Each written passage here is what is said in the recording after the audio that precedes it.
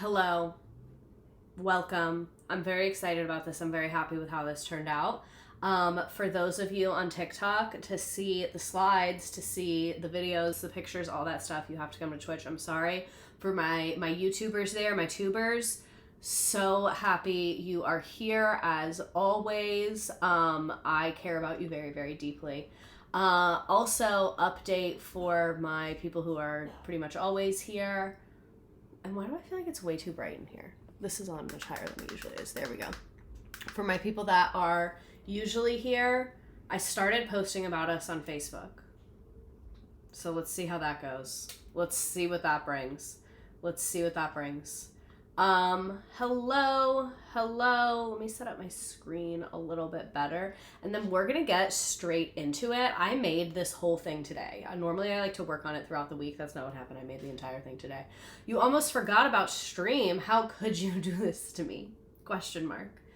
Actually, I'll give people a couple more seconds to join. I know people like to have their time. You might notice a few new additions to my layout. I did not mean to make the slides the same color as the background, but it's like kind of eating. I had a board meeting. Fun. So hater time submission. Someone on the Discord thought of this, that right now on Teacher Quit Talk, we're doing things very differently. So we can do hater time on here, which I love. Love that. And the other thing that I like about hater time is one thing that's been on my mind a lot is I'm touring a lot in July and August, and I didn't like taking a break from you all. I didn't like that when I was in California for a month, I didn't stream the entire time. I didn't like that, especially because there were multiple times that like I could have, like it was Tuesday, 7 p.m. Eastern, and I wasn't doing anything. So I really want a way to like stream on the road, but obviously I can't do like the slides in the background and all of that off of like an iPad or my laptop or my phone. So I was thinking hater time would be perfect for when I'm on the road, because then it can just be me on camera, like off my laptop, and I can just like read it off my phone, and I have like a good camera I can connect to my computer, and I think it'll be like pretty good quality. So that's what I was thinking for that. So yay. GingerNet Explorer, thank you for subscribing. But yeah, I'm excited that we're live, laughing, and loving. Lots of good things coming. I've been a hater all week for good reason. And for those of you that have not listened to Teacher Quit Talk and you do not know what hater time is, basically it started as people would write us things that their admin did that they didn't like, and then it just turned into like anything anyone does that you don't like, and we'll just agree with you. Like it's completely, it literally is like so like it's so biased. Like we're not even trying to get to the objective truth. Like we're just immediately on your side. So I figured that would be fun to do when I'm on the road, because then I can still hang out with you guys without having as much technological requirements that I need like my desktop at my desk for. And we'll see how that goes. We'll just see how it goes. Happy primary day. Yes, I voted in the primary today. I was like crashing out about it last night. I don't know why, but I was. We've all been there, you know? I smashed my thumb earlier today, and I feel like you when you hurt your finger. Finger update. It's kind of gross right now. My nails are honestly kind of gross right now. Finger update. It's kind of hard to see. It won't focus. How do I do like the YouTuber thing? There we go. Does that help? You can see. Still dead nail. Yeah. What about celebrator time? Maybe. I'm kind of cynical. Like, it's kind of, you know when, like, at work they give awards? I'm like, I don't like this. Like, I'm just not good at fun. I have a submission for it, how the district I'm in handles pink slips. I'm still waiting to learn my fate. My God. So, we are here today to talk about Trisha Paytas. Oh, you were doom scrolling on TikTok and I popped up. And again, for those of you on TikTok, you have to come to Twitch to see everything cool. Like, I'm sorry, it is what it is. I got labs today for the first time in years. Good or bad? How's it going? I really look so librarian right now. Let me like let my hair down a little bit. I really need to wash my hair. My scalp is so itchy. So if you see me literally like ripping holes in it with my nails, that's why. And that's just something I do sometimes. What about it? So, focus. And yes, Trisha Paytas is going to be 2 parts. Just how Bethany Frankel was 2 parts, Trisha Paytas is 2 parts. There's just simply too much happening. So today we're going to go up to 2020. I felt like that was a good stopping place for her. I'm so pissed. I wanted to be first, but you didn't pop up until just now. You know what? And you're here in the perfect timing. Like, this is exactly when you were supposed to get here. So, who is this woman? Actually, let me do the poll. Who's heard of her? I feel like most people, if you're on the internet, have heard of her. This is sticky from my coffee earlier. Do you know who Trisha is? Yes, no, not caps lock. Kind of. Okay. You finally found my Twitch. Welcome. Welcome.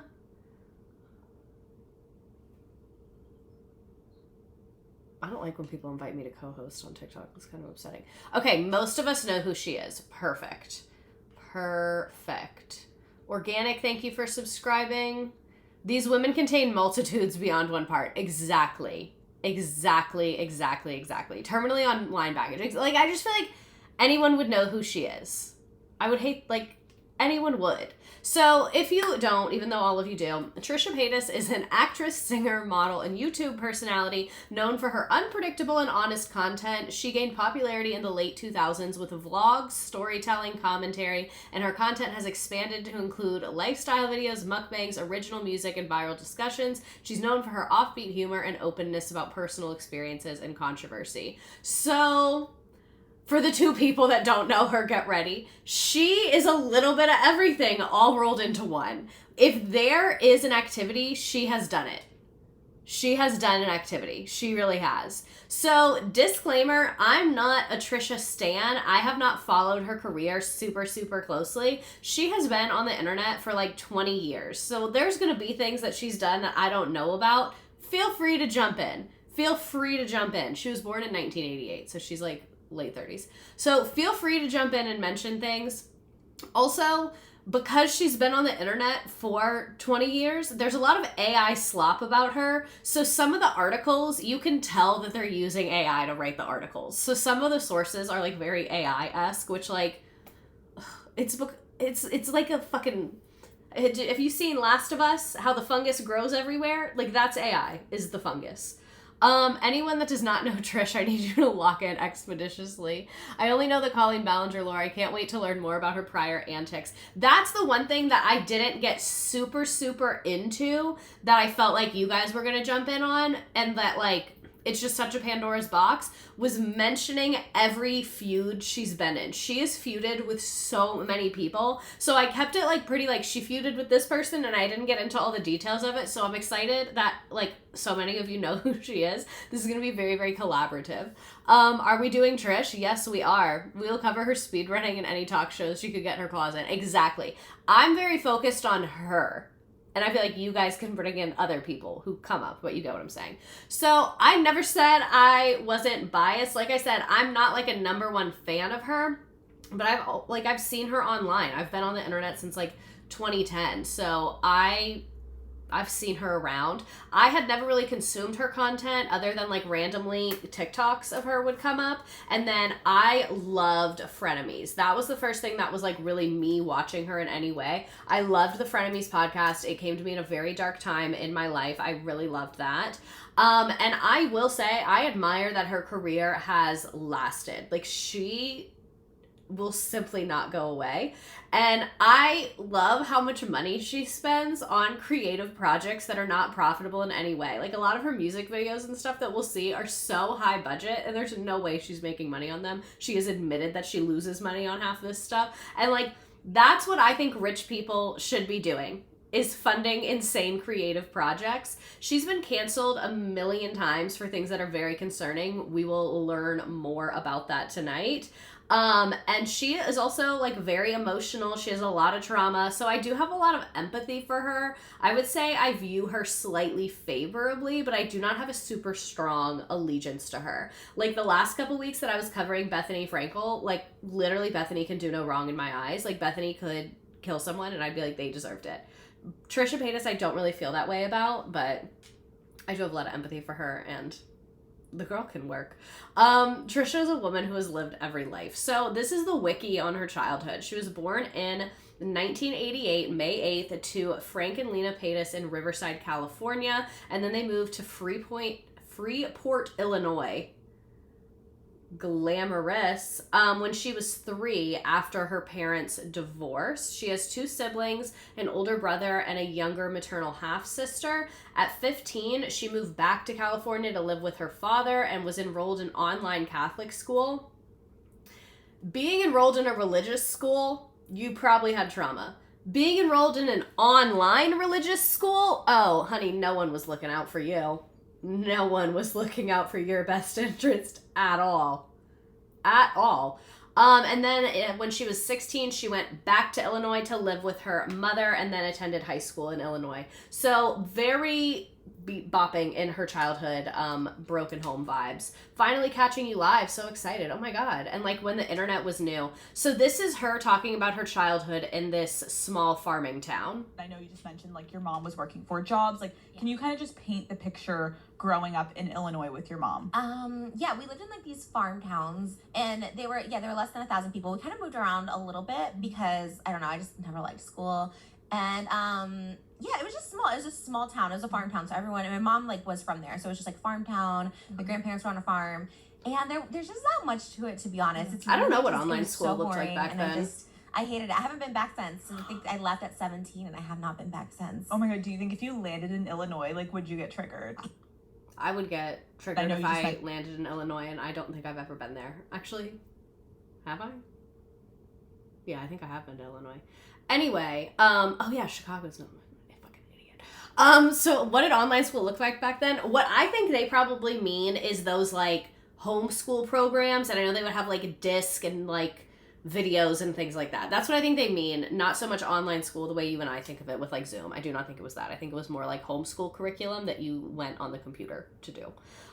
Me currently in a small farm town of Illinois, and when you do it, it's cunt. And would I be wrong to say that? No, I wouldn't. I live in Illinois and unfortunately land here all the time. So I found some random stuff on like blogs and Reddit and shit like that. She grew up in a farm, small town in Illinois, describing her childhood as quiet and isolated. Her mother worked multiple jobs to make ends meet, and she developed a deep desire for attention and fame early on. They frequently played Wicca and pagan traditions, writing their own spell books that led to their mother believing they were a witch. Trisha uses she, her, and they, them pronouns, so you'll see a mix of both in this.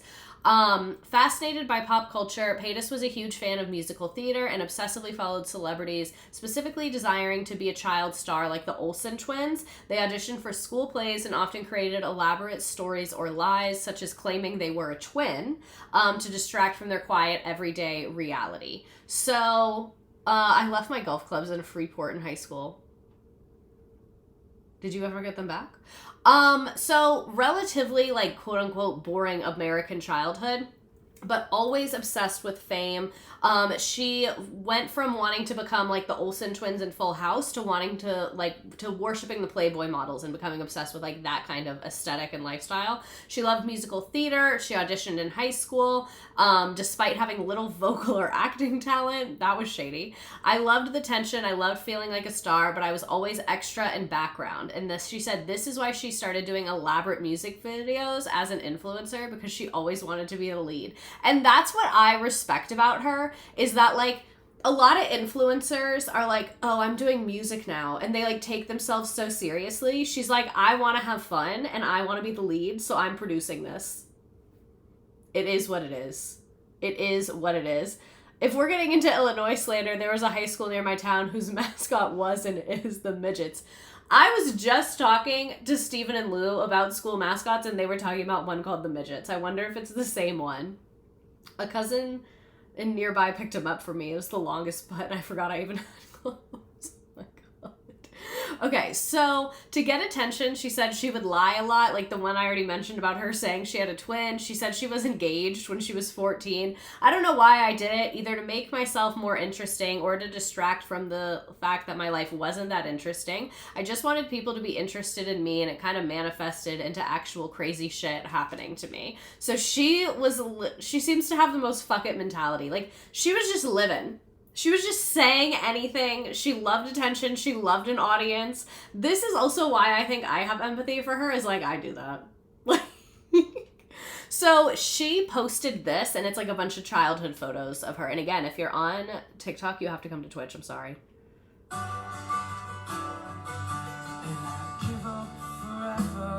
Like a freaking cutie pie. A cutie pie. And she so like looks the same in a lot of ways.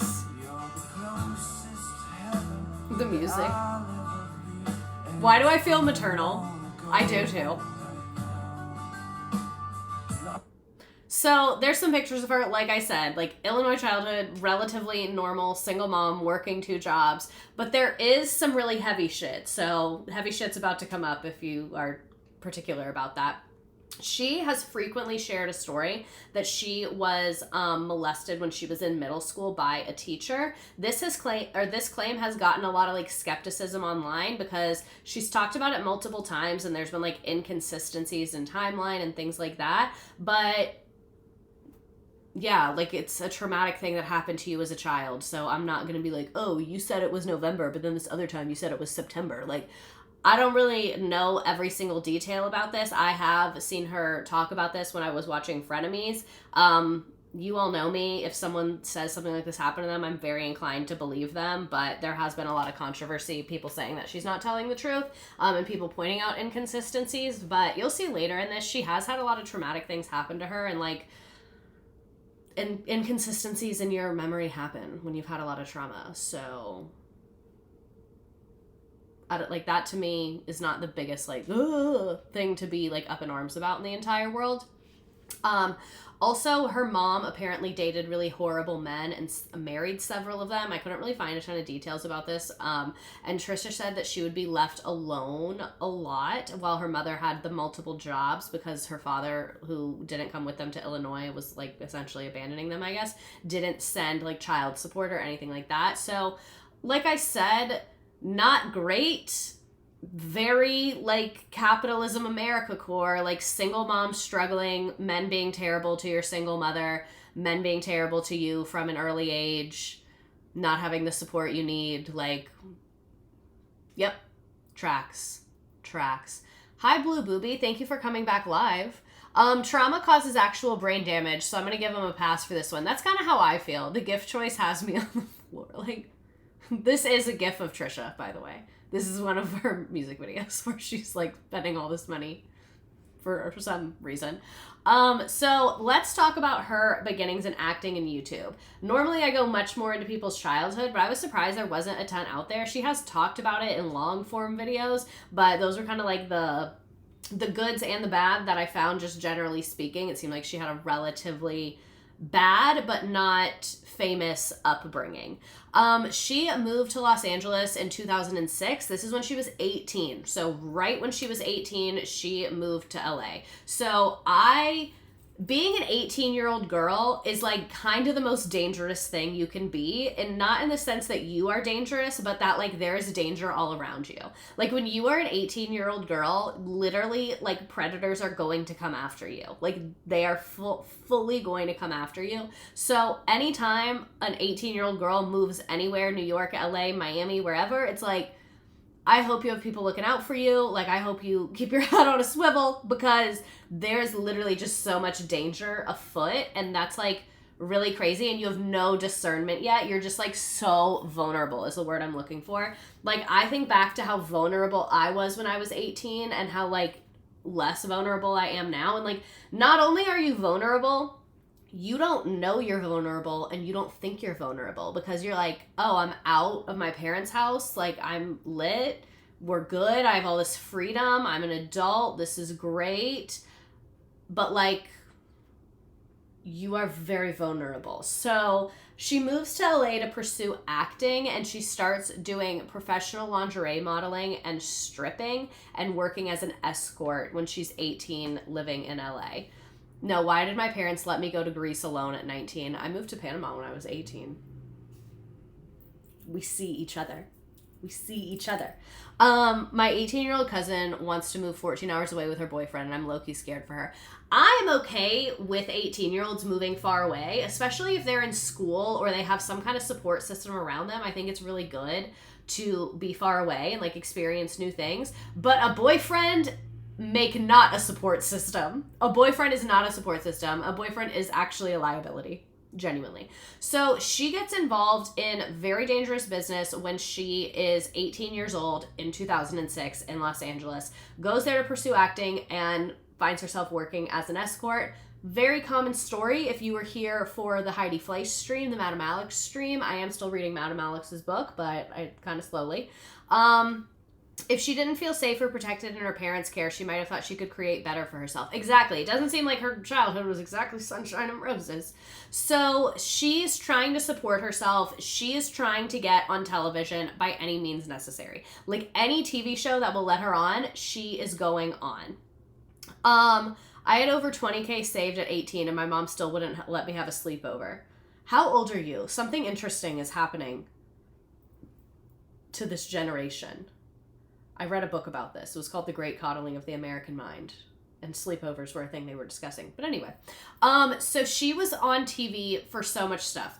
She was trying to break the record for the world's fastest talker. She was on Ellen, Who Wants to Be a Superhero. I'm 18 now. Okay, this is what I'm referring to. Your age. I'm not on your mom's side. Sorry. You're 18. You're not a minor, so I can say that.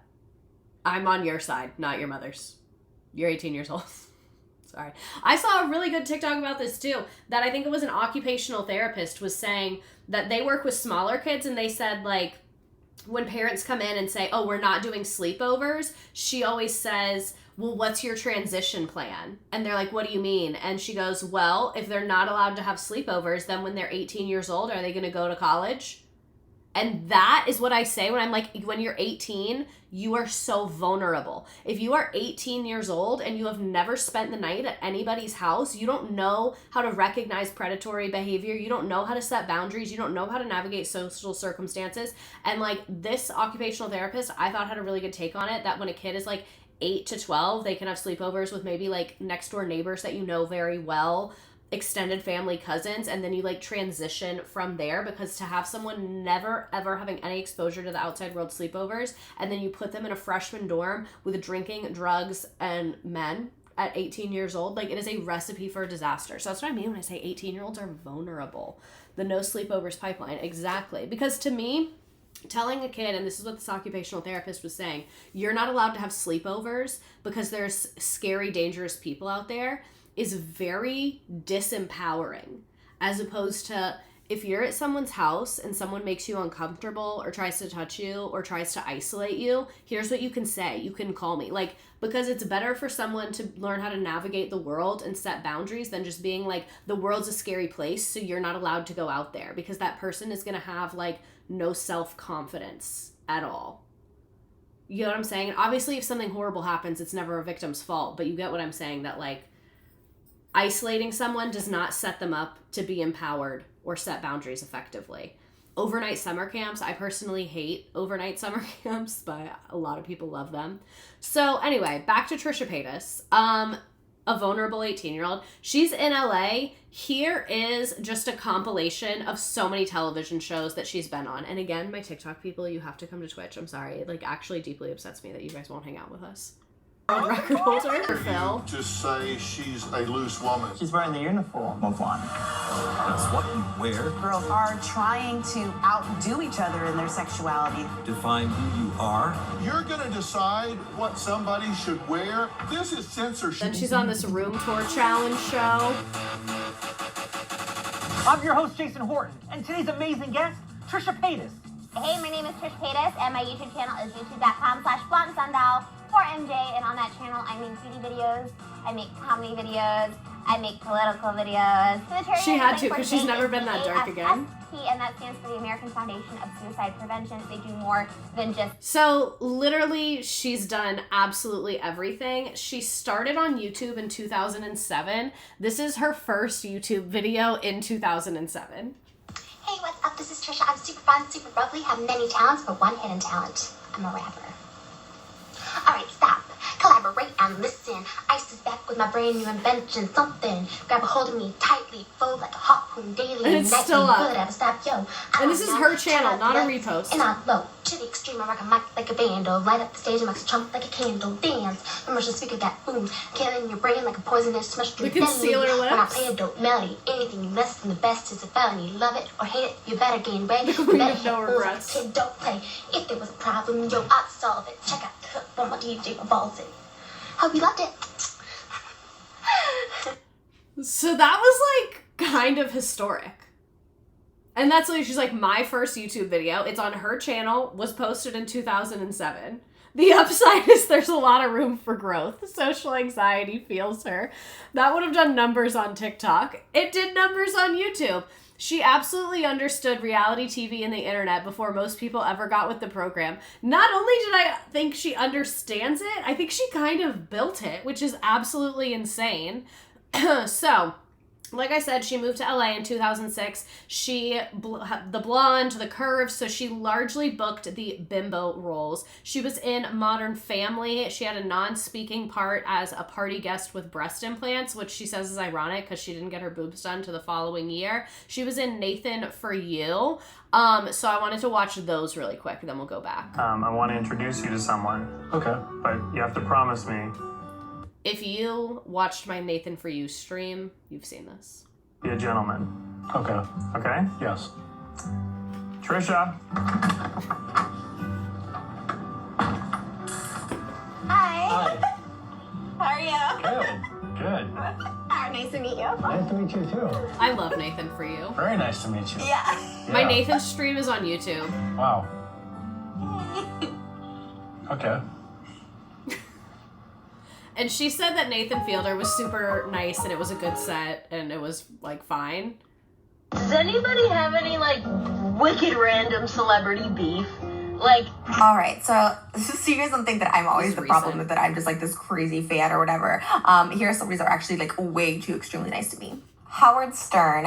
I got to actually meet and talk with him after the show. Super, super cool. And I saw him at the finale and he was also super cool to me there. And was just like, oh my gosh, like you're such a good sport. Like, thanks for coming. Like, it's so nice to meet you. Like, just overtly nice. Took pictures with me after and I just like wasn't expecting that from Howard Stern and it was like leaving me speechless. Eric Stonestreet on Modern Family, one of the few cast members who took the time to actually talk to me. I was a featured extra, but yeah, Jesse Tyler Ferguson and the woman from the show were in the scene as well as like a special guest co-star. I didn't know who he was, but they didn't really talk to me. They weren't mean or anything, but Eric went above and beyond to say hi and like welcome me and he was really cool.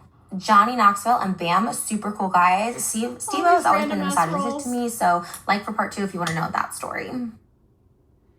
So yeah, she's done literally everything. At the time, Paytas found the objectification validating. I'd always told myself I'll be famous if I can lose a few pounds. So I was like, wow, people want me to be a sexy person. Part of her lore is around the time she also dabbled in sex work, starting out with, quote, being a hooker on Santa Monica Boulevard for $5 blowjobs, as she puts it, then dancing at strip clubs and charging $5,000 for a weekend date as an escort. Paytas has talked openly and frequently about it. She says that she had her share of harrowing moments. On a podcast, I said I was kidnapped by clients 40 times, but it was like 4. So that's what I mean. Like, she lies, but like a lot of the insane stuff is not a lie. So it's like very hard to read her on when she's joking or exaggerating. It's very hard to read her. She said she found some value in it. To have sex with guys, I would have done for free, for validation. To charge $5,000 for it, it just felt like, wow, I'm worth something. So like, she is deeply, deeply sad. Like, she is a person who is deeply sad. And like I said, I think her childhood was rough. From what we read, it sounded rough, but I have a feeling that there's more there. And she's made some long form content about it that I haven't seen all of. So around the time that she's like doing sex work, trying to get on TV constantly, all of that, she said she also started dating a string of what she refers to as D-list celebrities, including Roger Bart. I was enamored. I thought we were going to get married, have babies, but then she discovered that she was a side chick. They would offer something like, oh, this was another thing she enjoyed about the escorting. She said that the clients respected her more than the men that she was dating. They would offer something like, oh, you can come to this premiere with me, but that always fell through. So I respected the people who just paid and didn't promise things. I feel like she's everywhere, but also nowhere. Yeah, she really has done everything and like has just been truly everywhere. I want to introduce. We already saw that. So then, like we said, 2007, her original intent for her YouTube channel was like a fan page of Quentin Tarantino, who she's obsessed with, but then she started kind of changing it. She gives fashion advice, beauty advice, relationship advice, like pretty much any sort of anything. And then she was on My Strange Addiction. She has also been in several music videos, Eminem, Amy Winehouse, All American Rejects. Like, she literally was booked and bothered. Like, if there was an audition, she was going to be there. She is omnipresent. Like, she is literally in everything. This is her in the Eminem music video. This is why I can never be on TikTok, because I get in trouble. And I have to talk a lot so that it doesn't get dinged for music, because sometimes I do get dinged for music, so we're going to make it a little bit quieter, and I'm going to talk a lot, but that's her, so you can see, like, she gets tons and tons of stuff like that. And then I found this on Reddit that's a little more like personal stuff on her. So her first boyfriend when she was 18 was Anthony Michael Hall, the actor. This was her longest relationship, which is how he managed to give her chlamydia twice, which she has talked about how she like got a bunch of STDs when she was in her 20s doing the work that she was doing and dating around like she was. You can get STDs from one person, but obviously more partners, the higher your chances are. Where was I? She said that she loved him and stayed despite him cheating, and he would consistently tell her that he was going to marry her, and he would play abusive mind games with her for years, and she has always really wanted to get married. Like, she has always been seeking, she's like, I want stability, I want a partner. Like, she wants to be in love. Like, that is so clear throughout all of her activity that we're going to talk about tonight, that, like, she wants love, she wants stability, she wants all of that. The gag is she isn't, and she was supposed to be a fat Jessica Simpson. No, literally, like they were putting her as like the chubby, hot boob girl was her typecast. The boyfriend you have at 18 is always evil. No, the one that I had at 18 was fine. He was like not the most intelligent person in the world, but he was fine. My evil one, how old was I? Like 22? Everyone has one. So Trisha wanted a stable family life, and it was easy for her to be abused and manipulated with the promise of one, which you will see throughout this. So here's one of her videos from that time of her being like fresh on YouTube, 18, 19 years old. I believe this is about Anthony Michael Hall, who I really don't know who that is. 11 minutes. We're not going to watch the whole thing. Let me look him up. So, I am doing this video to document myself right now. This kid. Where I just feel so heartbroken because he is super famous. I need to do a man detox for the rest of this year at least. You know? She's real as fuck. I'm one of those people who wants to like love and be loved so bad. But it's so I remember hard to watching find, this when it and came out. I don't know why it's so hard to find for me. I don't know if it's bad karma from, you know, stripping and escorting and like she's always been open. Doing all that bad stuff back in my past, or what it is, but the first of many. I just love to use. And naming the video "My Shattered Broken Heart" is iconic. And it's such a bad cycle, and I cannot break it. So like what I really deeply appreciate her is like this is representation. So one of the reasons I feel a lot of empathy for her is because I am a very highly emotional person. Like I will really lose it. I've really gotten my anger under control, but like I will cry very easily. I get very upset over things. Like my emotions are very, very intense. So when I see people being like this and being like my shattered broken heart, I'm like, you're not even being dramatic at all. Like to me, I'm like, that is a reasonable reaction. And I know everyone's like, oh my God, you're filming yourself crying on the internet, but like being vulnerable is a strength, and she's never shielded away or shied away from it. Exactly. That's how I feel. It's like, yeah, fuck it. My shattered broken heart, upload on YouTube. Like with your house a mess in the background, like being like, is it bad karma from when I was an escort? Like this is literally just real as fuck. Keep fighting assholes. She's real as fuck even when she's lying. And that's like, even when she lies, I'm like, I get it. It sounded cool. I just gotta make this video right now because Like, she just YouTubed being a woman in her 20s, so and it, like, is actually Oscar-worthy. I just think at this time, it's like, this is when I just need to, you know, I pray and I go to church, and I pray that God gives me strength to not go back to assholes. She is religious, on and off. And I do, and I can't find the Like, strength that I need it. crying because you keep hanging out with assholes and losers and being like, why do I keep doing this, is so fucking real. It's so real. It is so real. I still have a playlist from my 20s titled Heartbreak Anthology. Like, I was so dramatic. She explores all religions. She's every religion, actually. This is that super famous guy, like, cursing people out at a pool in TMZ. This is very recent, but like I said, a lot of this was from Reddit threads. So on Reddit, where people were talking about how she dated this guy, someone else was like, look at what he's up to now. So, like, this is who she was crying over. So kiss my ass, okay? And when I say that, I don't mean like, oh, I can't believe you cried over this. I more mean like, yeah, I would cry if someone was talking to me like this too. Because Eddie and his mother and his German father don't give a shit. Neither do I about all three of your opinions. So kiss my ass, okay? You know what? Save your opinions. I don't give a shit. No, you know what? I don't give a what you think about me, Rosie O'Donnell. I don't give a shit. I don't give a shit what you think, okay? I don't give a shit what you think, or you think. So kiss my ass, okay? You're insane for disrespecting me, okay? So, like, you're out of line.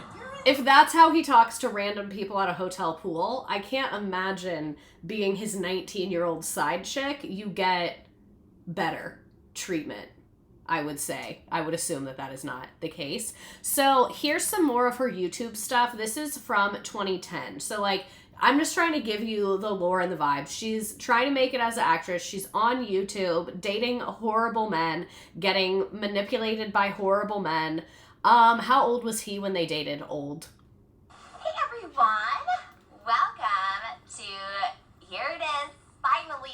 Everyone's been asking the what's in my purse video. Everyone's been asking about And, like, the thing about her is it seems like she is a character, but, like, it's become her. Like, she is the character, and the character's her, and she hasn't separated them. So my easiest video ever. And so I won't do much of an introduction, because one, it doesn't need it, and two, I have this huge purse, and I don't recommend people carrying as much as I carry around. Like, yes. By the way, this purse is Loungefly. Just tried to explain the concept of this stream to my 71-year-old father. And how did that go? I can never see because my thing is just my camera. It's not like a webcam, so I don't ever see what I'm showing you. So hopefully you're going to get a good close-up. And filming this on a I'm going webcam. to just try and go through this pretty quick unless it's something important. But let's see. We'll just start from the top. Like the pile of clothes and the TV in the background. Bump Make it. your hair big and full because I love big hair. So those are my purse. Oh, we will talk about the kitchen floor videos. A flower pen. It's exciting. Coin purse from Sugar Factory. Little The M&M coin purse. Green M&M. She's so cute. Bumping that. Q-tips. This is like the most random thing, right? Q-tips. They're really I don't cute. think it's a character, honestly. No, exactly. Oh my gosh, all this crap. Baby powder. This is some deodorant. I just carry this stuff around. I like to be clean. What can I say? This is hairspray. Oh, this is actually really, really cool. And I think every girl should carry this around because I always want to use my hairspray. I told my It's just like fiance this we're little talking about bottle, Trisha like, Paytas, and he super said, I cheap. don't know who that is, and I said, you're about to. You know. The pile of clothes on the desk. So, yeah. I don't know. More hygiene. Tampons. Yeah, if you're a girl, you should definitely be carrying around tampons at all times for you and your fellow women in this world. No Feminist like icon, this. in a way. Keys. Exciting, huh? She is My so camera. This is my camera pouch. Like, my camera is problematic older sister coded. Like, she is your friend's older sister that smokes cigarettes while you're in the car with her. Like, is she always on the right side of history? No. But is she going to give you a tampon when you need it? Yes. Yes, she is. recording me now, so there's no camera in it. But it's a cool little pouch. Yeah. Hello Kitty, of course. Let's see. Ooh, my cell phone. Exciting. Hello Kitty.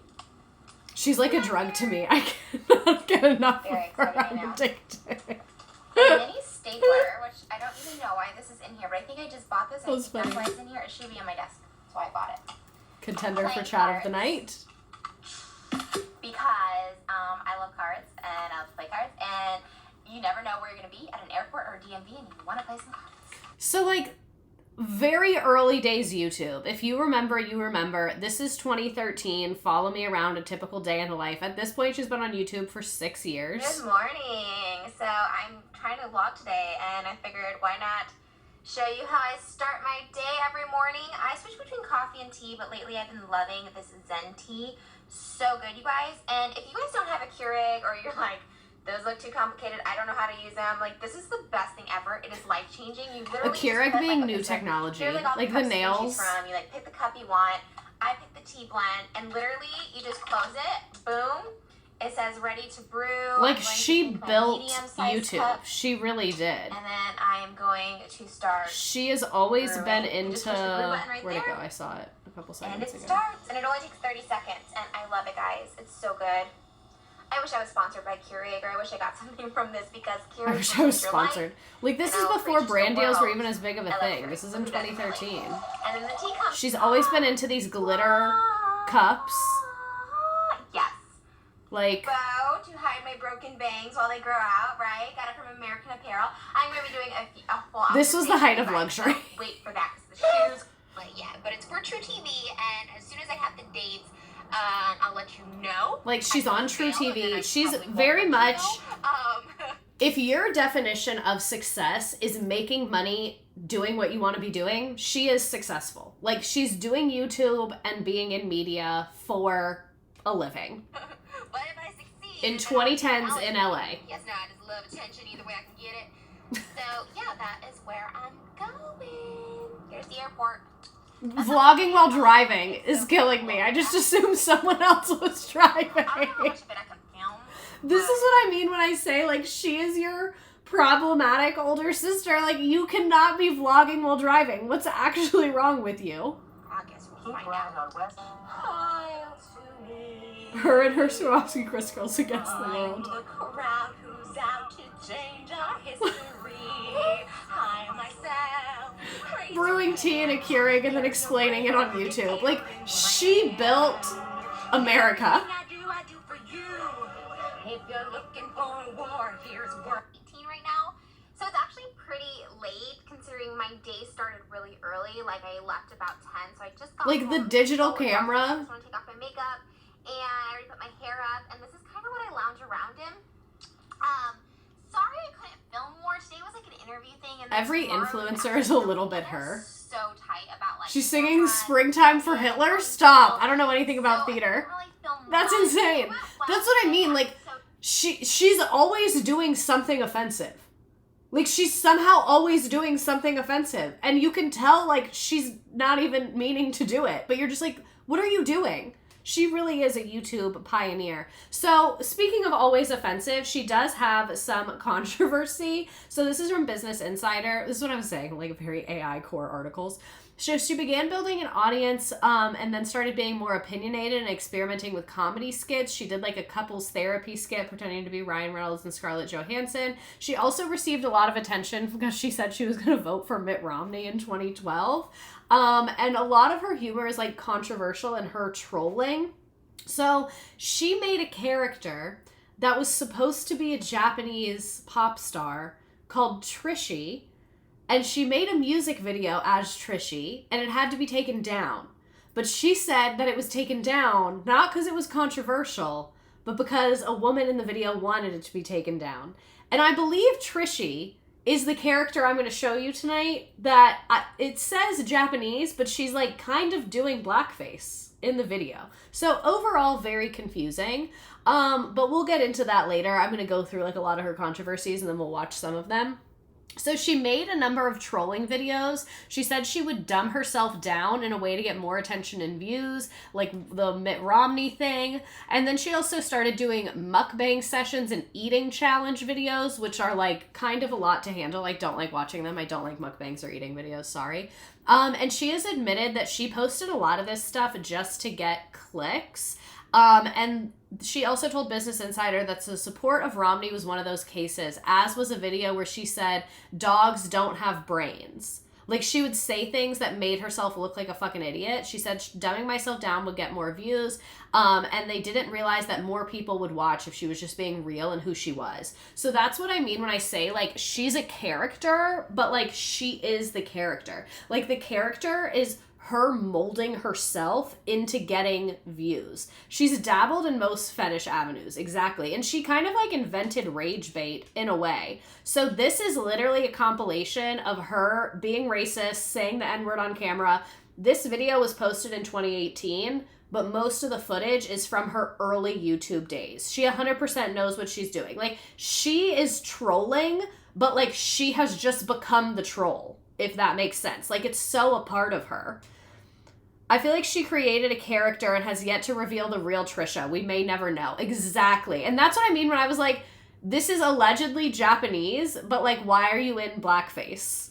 But then also, this is how she looked in the tanning My Strange Addiction video. So like, we'll never know the real her. She's addicted to controversy and addicted to attention. Any attention is good for her. Exactly. Precisely. Soulful. I'll play a little bit of it for you. She's very soulful. Like, listening to it, I like thought it was like a black girl. Like, and I'm not saying that to be racist, but there's a lot of soul in her voice. And I actually downloaded this probably 2 years ago with an XX. So this is the Mercy remix. My homegirl slurp it like a milkshake. All you niggas want some Nick cake. There it is. If you eat ass on anything and don't give you any breaks. So yeah, we're gonna have to go with. This reminds me of That's how we'll close this off. Who was it? Who was it? They were like lip syncing in the same way, and it was very recently. She's on. Is she on Jane the Virgin? That's right, Japanese pop star Trishi. Yes. This is my first YouTube ever, but it's not gonna be my last. No, She's the epitome of bad publicity is still publicity. many YouTube. It's a lot. Including my very first single. So, yeah. Not great. Not great. Another not great. She was very close with Shane Dawson. Like, very OG YouTube collab was between her and Shane Dawson. And this is what I mean when I say, like, she's really omnipresent. Like, she's truly just everywhere and doing everything at once. And, like, if it gets clicked, she's doing it. Like, you saw that. Like, the N-word to music, very classic white influencer in 2013 core. Not that that makes it okay, but just, like, so predictable is what I'm saying. And then, like, the blackface Japanese, like, yeah, everything is for clicks. And someone made a good point that, like, she was thinking about the algorithm before the algorithm was really a thing. I'm kind of afraid to do a Shane Dawson stream. It's just, like, a lot, and he creeps me out, honestly. So, Trisha Paytas said that she owes a lot of her success to Shane Dawson. They said that they met when she was cast as a stripper in one of his early YouTube videos. I remember going to Shane's house for the shoot. This was years before we became friends and made our own videos together. But I was like, what do you do straight up? And he had this big house and was paying all these actors and this crew to make videos. And his mom told me it was all from YouTube. So he was kind of like a mentor to her in a way, or like a role model. Once Dawson told people about Trisha Paytas, it opened up doors to grow their following.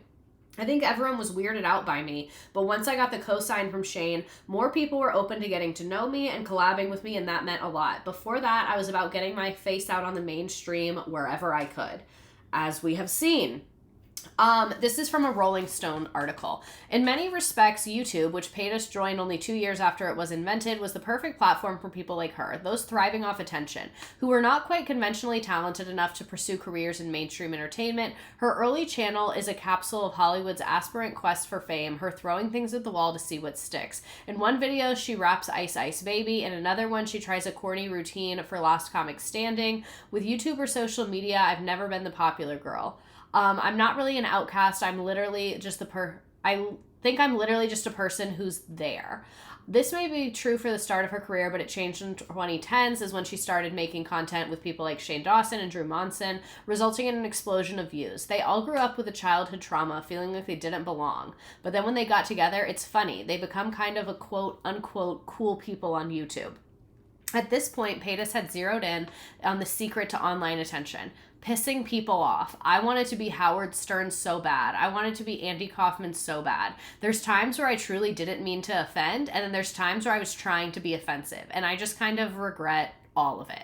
That's what I mean. That sometimes it says that, or not it says, sorry. Sometimes, like, it seems so unintentional, and then sometimes it's so blatant that you're like, this has to be intentional. And like, she's not stupid.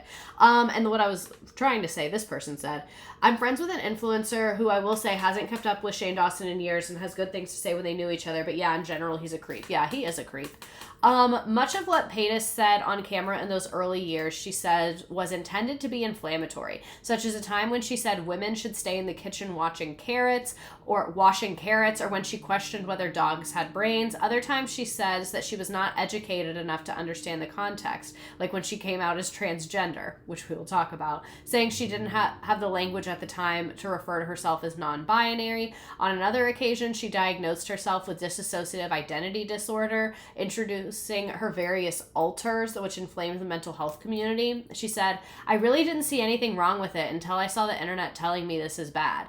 And this is a quote from her. I always thought I was going to die young, like Anna Nicole Smith, so I'm thankful to show the journey of being unwell to being better. So she literally is just pissing everybody off, and non-binary is a trans identity. We'll get into what Trisha has said about their gender in a little bit, but that's one thing I've noticed is, like, sometimes it does seem like using the incorrect terms, like she is just fumbling over her words, but then other times it's just so intentional that it's just a lot. And then she says that she's trolling, but like we saw the racist stuff that didn't really seem like a troll. And then I found a bunch of this, which is basically her flirting with minors online. I think people totally misunderstood Trisha when they came out and thought she was trolling when they weren't. Yeah, and we'll get into that because I'm going chronologically. Sorry, I got a little bit ahead of myself. These are from like 2013, 2014, 2011. Replying to random people, I still think you're fine as hell, those arms, and even though the person said that they're 17. Justin likes curves.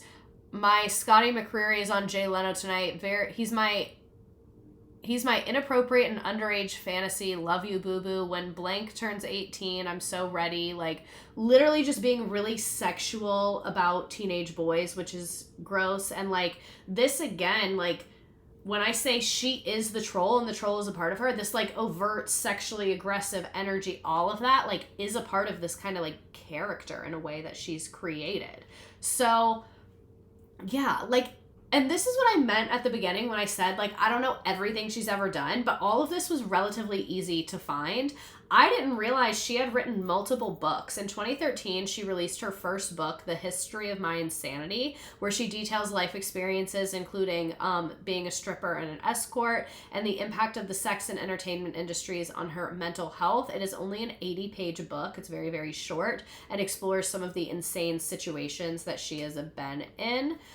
This was also in 2013, The Stripper Diaries. This is a collection of her time as a stripper, published as a follow-up to the Insanity book, and this was inspired by her YouTube series. So that's what I say, like, she was taking advantage of every single opportunity that was out there. We kind of already saw a little bit of this, so I'm going to skip it in that clip, but 2014, she was on that game show thing with her mother, so this is her mom in this clip that we saw.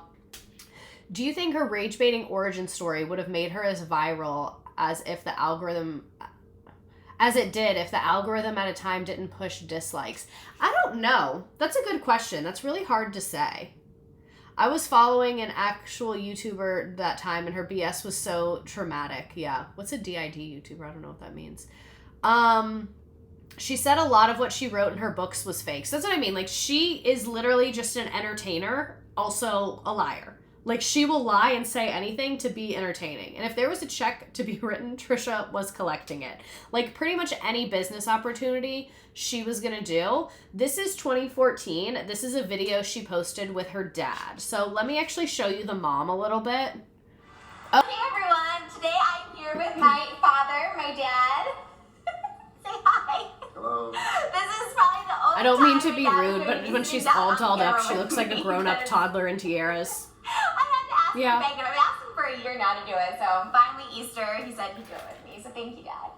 You're welcome. My dad was only on camera with me one other time, and that was the Greg Barrett Show, my first time ever on TV, and my dad was there for me. So I drug him on that one too. I was like, Dad, they need you. And he's like, okay. Anyways, we're gonna do the father-daughter tag. I'm gonna ask my dad questions, and then we're gonna answer some of the questions you guys asked on Twitter for my dad. So this will be fun. You'll get to know my dad. I do have a dad. He's been in my life my entire life, so I'm not like a bastard child. What was I like as a child? I'm not a bastard child. It's You're crazy. very cute. I used to like to squeeze your little dimples. Sure, he used to squeeze my face. He still tries to. He's still She looks like, nothing like her "Let's look at parents, the just a face, little next like her thing, what mom. do you But she think also like of does me?" so much beauty Or are stuff. you I feel like gonna it's hard to make tell. YouTube videos? Well, as long as you do good things, that's good. Gosh, just gonna go by fast. What's something funny I did when I was younger? Kind of hungry. I guess when we went to the father-daughter dance, we were dancing to the Jailhouse Rock, and we knocked over a crippled kid. We meaning you. I did. Yes, I did. He was like dancing to Jailhouse Rock and like a kid. We didn't knock her over, did we? I thought so. I think we Her had a dad run. reminds me of a Disney animatropic. What's my favorite Escape to the food? Hall of Presidents. Well, every time you come over, we always go to Philippi's, and you like to have the spaghetti. Spaghetti with meat sauce. And if I was at, if you were at any other restaurant, they're like, what would Trisha like besides spaghetti? What do you think would be my favorite food? Like, what's something I always order at restaurants? Well, you used to always get chicken McNuggets. Yes, you got it right. That's they know that. My favorite food. Like, if there's one thing that I just always get, if I don't know what to get, I get chicken tenders. I love chicken tenders. What's a weird habit of mine? Well, sometimes when I give you a call, you don't call back. You should call your parents more. I have since I've gotten older. I've gotten better at seeing you more. No, I know you're busy, so you have a busy schedule. So. But I see you now. I used to not see my dad for like a year. I would be like, oh yeah, I'm busy. I come and see you. You do. Yeah. And we appreciate that. You know what? When you get older, like you just appreciate your relationship with your parents more. Like I like my dad's like my favorite. So she doesn't have like a perfect relationship with her parents, but it does seem like she is on like speaking terms with both of them, just as evident by these things. And like I said, rough childhood, but most people have really rough childhoods, and it seems like she is in a decent place with both of her parents. In 2014, she came out with another book. This is called Tease. This is erotic fiction about a 19-year-old working at a local diner. She meets an older man who sweeps her off her feet. Yeah, and it's, I can't even read this. It's like lust, power, will she go crazy? There's violence, like, the trauma is like coming through very, obviously. And the cover fucking eats. Like, the cover is so good. But her parents weren't in her life that whole time. There was trauma and neglect, and now presently she supports them, so something doesn't add up. Yeah, there's definitely, like, a lot there, and it seems complicated. I more mean, like, in the era of her first doing YouTube, it seems like she is on speaking terms with them. And it seems like her parents were especially neglectful of her as like a teenager. And I think that being neglected as a teenager is in some ways like people come to grips with it a little bit later, because being neglected as a small child is like very obvious, but when it's a teenager, sometimes it's not as obvious. So I wouldn't be surprised if, like, if you think about her ages, she's in her early mid-20s there. I think it's probably a lot there in a process. And we'll talk a little bit more about like her familial drama in part 2. But it seems like here it's relatively stable-ish. And I don't know if she still does, but her mom works for her pod doing merch and stuff. Narcissistic parents trying to be friends with their kids to keep them in their lives. I don't know if her parents are narcissists. I don't know. I'm not going to say either way. They could be. 2014, she came out with another book, Trisha's 31 Nights of Fright, and it was done by Create Space, is the company that did a lot of her books. She's clarified a lot that both of them weren't perfect, but they've both come to terms with it. She thinks the whole your parents are people just trying to survive kind of thing. Thank you. That's the vibe that I got. That, like, she's like, yeah, some stuff was fucked up. I've been through some fucked up stuff, but we can all hang out together, and that's fine. I wonder if you keep friends as close enemies closer because she doesn't understand a relationship, especially because she's been used by so many people. She really has, and the number of books she's put out is just astonishing to me. Sorry to keep going back to that.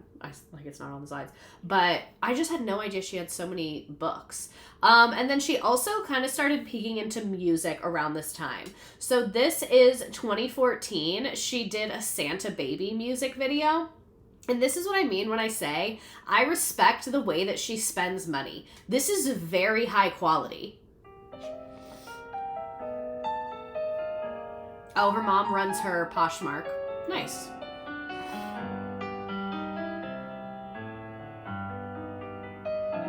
Santa baby, just slip a Like, she wants to be the lead, so she pays for it and just makes it, which, respect, like I said. Santa baby, so hurry down what you need to know. I think she did them herself because she constantly talks about how bad it was having no help with the books, yeah. Santa baby, a 54 convertible. My husband once referred to Trisha as that trans singer when he couldn't remember her name.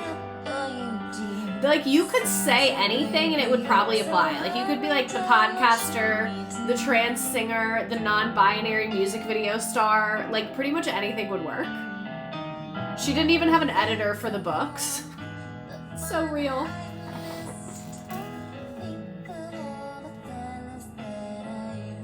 Literally making Kardashian moves a decade before they do it. Santa Baby is a song that was made for Trisha. We are gonna do the crying on the kitchen floor. The racist YouTuber, exactly. Like, any descriptor works for her, genuinely. Imagine 18-year-old Trisha with TikTok instead of YouTube. She's singing, but it's very auto-tuned as well. Gotta give her credit for writing without AI. So that is her Santa Baby. This is her Elvis Presley's A Little Less Conversation. She's obsessed with Elvis Presley and Michael Jackson and Quentin Tarantino.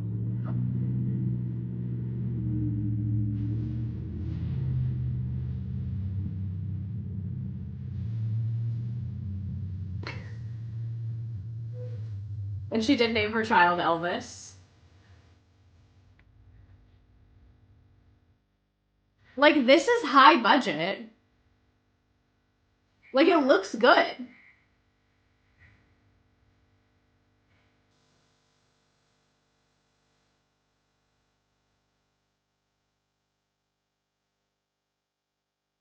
Like, multiple dancers, name and lights. I didn't know anything before bet on this. This is insane.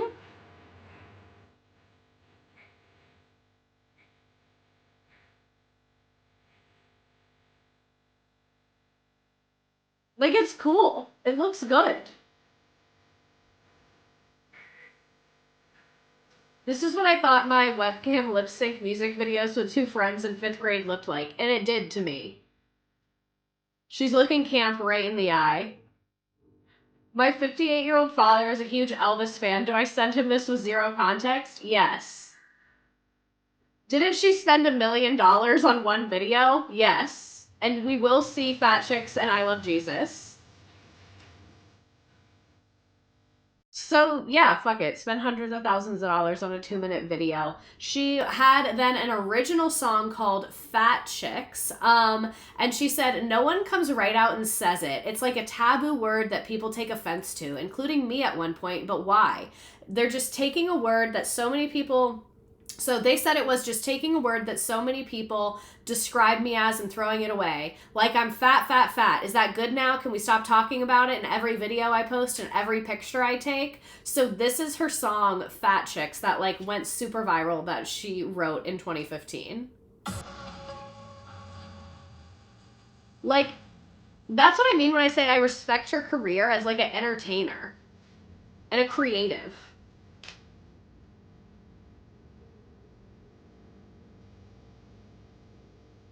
Invented fat acceptance.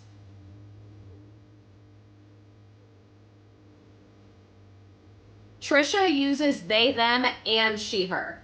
That's like literally in her bio as both. Like, this is better than what Meghan Trainor was doing.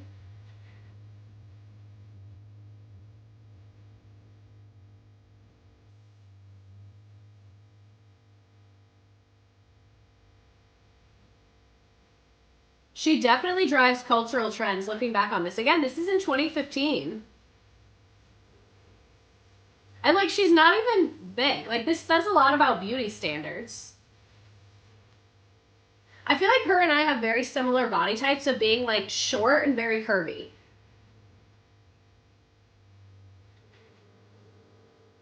She truly has a vision that only they can truly execute. And she's not big. Like, exactly. She's just not like super, super thin. Very 2015.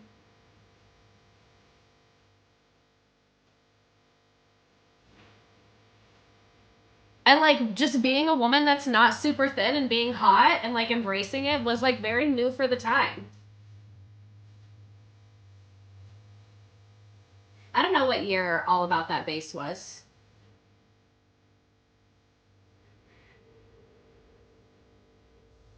So, revolutionary in a way, and budget. Like, budget. That's the thing on every video is budget. And I do respect that because a lot of a lot of rich people aren't creative. Like, a lot of rich people don't have any vision or creativity, and I think it's ultimately a good thing for the world to spend money on art that loses money. Like, I hell yeah, make art that loses money, because the point of it is art, you know? It seems like she doesn't seem like she would do well with constraints. Exactly. So, like, and I am kind of the same way. Like, I can tell when she thinks of these music videos, she gets a vision in her head, and that's what's happening. So she's like, I want my name in these big lights. And they're like, that's going to be $200,000. And she's like, well, that's the vision. So I guess it's $200,000. So this is back to kind of like her dating life around this time. This is from 2015. She dated Roger Bart for a couple years. She was wooed by an older man who again was promising marriage, stability, family. And then she found out that she was the other woman. He had a live-in girlfriend at the time that he was promising those things to Trisha. So really common experience for her is an older man that is promising stability and love, but is actually like side chicking her and just really, really using her. Make art that loses money, like what you said about slam poetry. Exactly. So this is her, like, someone reposted it because I guess she deleted it. She posted Roger Bart is a cheater. Now, and I'm like shaking, making it actually, but I feel like I need to make it not out of revenge or hate, but out of hurt and sadness. And I feel like I cried all I could cry right now. So I feel like this is a good time to just make this video because I feel like I'm gonna be emotional. She does look toddlers in tears for.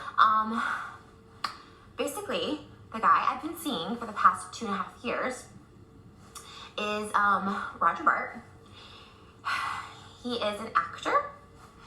And up until tonight, I thought he was a really good person. Actually, people have told me he was always a bad person, but I honestly didn't know until tonight. At my Halloween party, it's 2 o'clock in the morning on my Halloween party night. I had a Halloween party, and the way she just sits down immediately so much fun to tell people. Fun. And like, she's one of those people that from impulse to action, there is this much space. Like, there is no buffer between thinking of something and doing it, which is interesting. Do we like her now or what? Trisha, they'll never make me form a solid opinion about you. Like, they truly never will. There's something she's done that I think are cool and admirable, but overall, like, I don't think we ever know the real her. You know what I mean? And thank God for all our sake that she didn't just write it in a journal. So the way it's 2 a.m. after her Halloween party, and she's like, let's actually sit down and film it right now before I even take my makeup off. I think she has ADHD too. I found out that Roger is, I'm like, sorry, I feel like I'm like, just, I found out Roger is, has a girlfriend that he's still seeing. Okay, so let me back this up. When I first met him, I met him on social media, and when I first met him, he said, you know, he didn't tell me he had a girlfriend. And I asked him who he lived with, and he didn't tell me I had a girlfriend. I didn't find out he had a girlfriend until 7 months later into the relationship, and he's like, you know what, here's the deal, we live together, we don't sleep together, like, that's it. And so it was a financial thing, and I said, okay, I get it. Can an Okay, event so to this date girlfriend, someone I don't need who's to say her name living because with she's their not even involved with ex. this. In fact, I'm not mad at her. I'm not mad at any of these people except for Roger. And I felt like I had to do this video. She cannot help but tell everyone everything. And he cannot do this anymore to people. I have known him. I have voicemails from March 2013. So like literally she's just crashing the fuck out and putting it on YouTube. Like truly everything. She's talked about being diagnosed with BPD. Yeah, she has talked a fair amount about her mental health stuff. Do I look like I'm auditioning for Oklahoma? So then she started dating her dancer and choreographer, Sean Vanderwilt. They dated for about a year, 2015 to 2016. She swore off older famous men, and that's why she started dating her backup dancer. They would create content together. They were doing dance stuff together, and there's a bug flying around in here. And it seemed like she had finally broken the cycle of abuse. It seemed like it was a happy, good relationship. But then someone sent her a Snapchat of him at the club dancing with and kissing a guy, and Trisha went nuclear and basically outed him. So she, like the same way as that one, just all impulse, this is what's happening, I'm gonna film it, I'm gonna post it right now. Did the exact same thing here. And this was a very dramatic, very, very, very, very public breakup when she said that he had cheated on her. They had released a song together that had done very well. They'd also posted a now notorious video, Showering with My Boyfriend.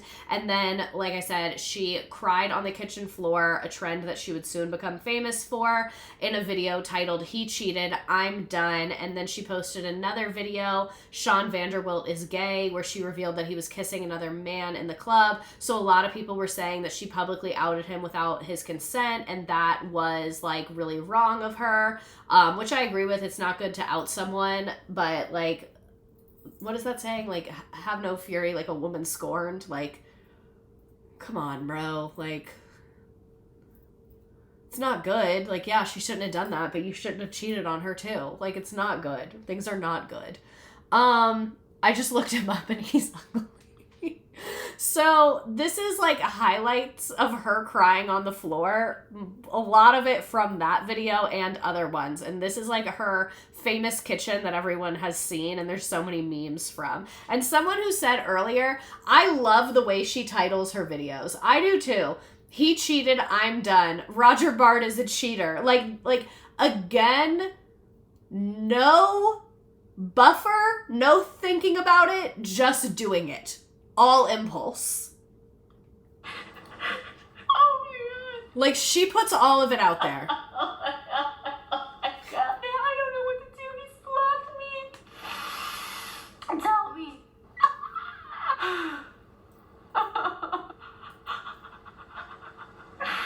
I'm not being dramatic. This is the only place with lighting. The only place with lighting. He's okay, so he must have known I was over there. I texted and I said I was going to your house. And he told her to tell me to get out. Oh my god. No, I've done this once before. 110,000 times. So what, if you've never cried like this, you're lying. What gets me is like, this is the way your best friend sees you. Your sister sees you. Trisha is like, let's put it on the internet for everyone to see. This normalized my crazy. It's still normalizing mine. Like, oh, sorry, I gave you ST. Blocked me. Gay thing.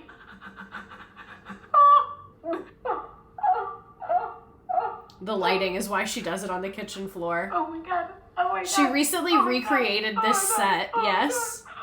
She invented parasocialism. She really did. And she's just literally so much to watch. And yeah, we've all been there. No, for real. What was I about to say? It was good. I forgot it. So that happened. She took the criticism really hard because then people canceled her and were like, you outed him. And she's like, I literally just got cheated on. What are you actually talking about?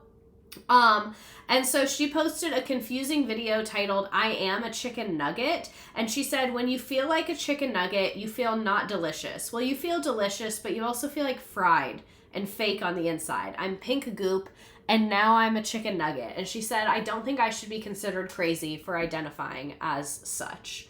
So really a lot of crashing out online, a lot of crashing out about men online, a lot of crashing out about identity online. pretty much posting anything and everything at once. And then she goes on Celebrity Big Brother in 2017. She left the show after 11 days of participation. And here is a compilation of her on Big Brother. This house is disgusting. Common, except probably STDs. Oh, I remember what I was going to say. Another common thing that has happened to her many times is men cheating on her and giving her STDs. And it's something that she's been public about. And I do think it's really good, I guess, that she's public about this, because I think it, like, kind of normalizes people getting tested and treating their STDs. And I think, like, if it's something you've gone through and you're comfortable sharing it, I think it's fine to share it. I think it makes it less scary to other people. Like, STIs are very, very common. You're supposed to say STI, sexually transmitted infection, because a lot of them aren't diseases. So, like, she has talked about that, but that's horrible to, like, be hurt in such, like, a health way from a partner who is cheating on you. Overall, just seems horrible. And you can tell she jokes a lot about it, which tells me, like, it really did hurt when it happened.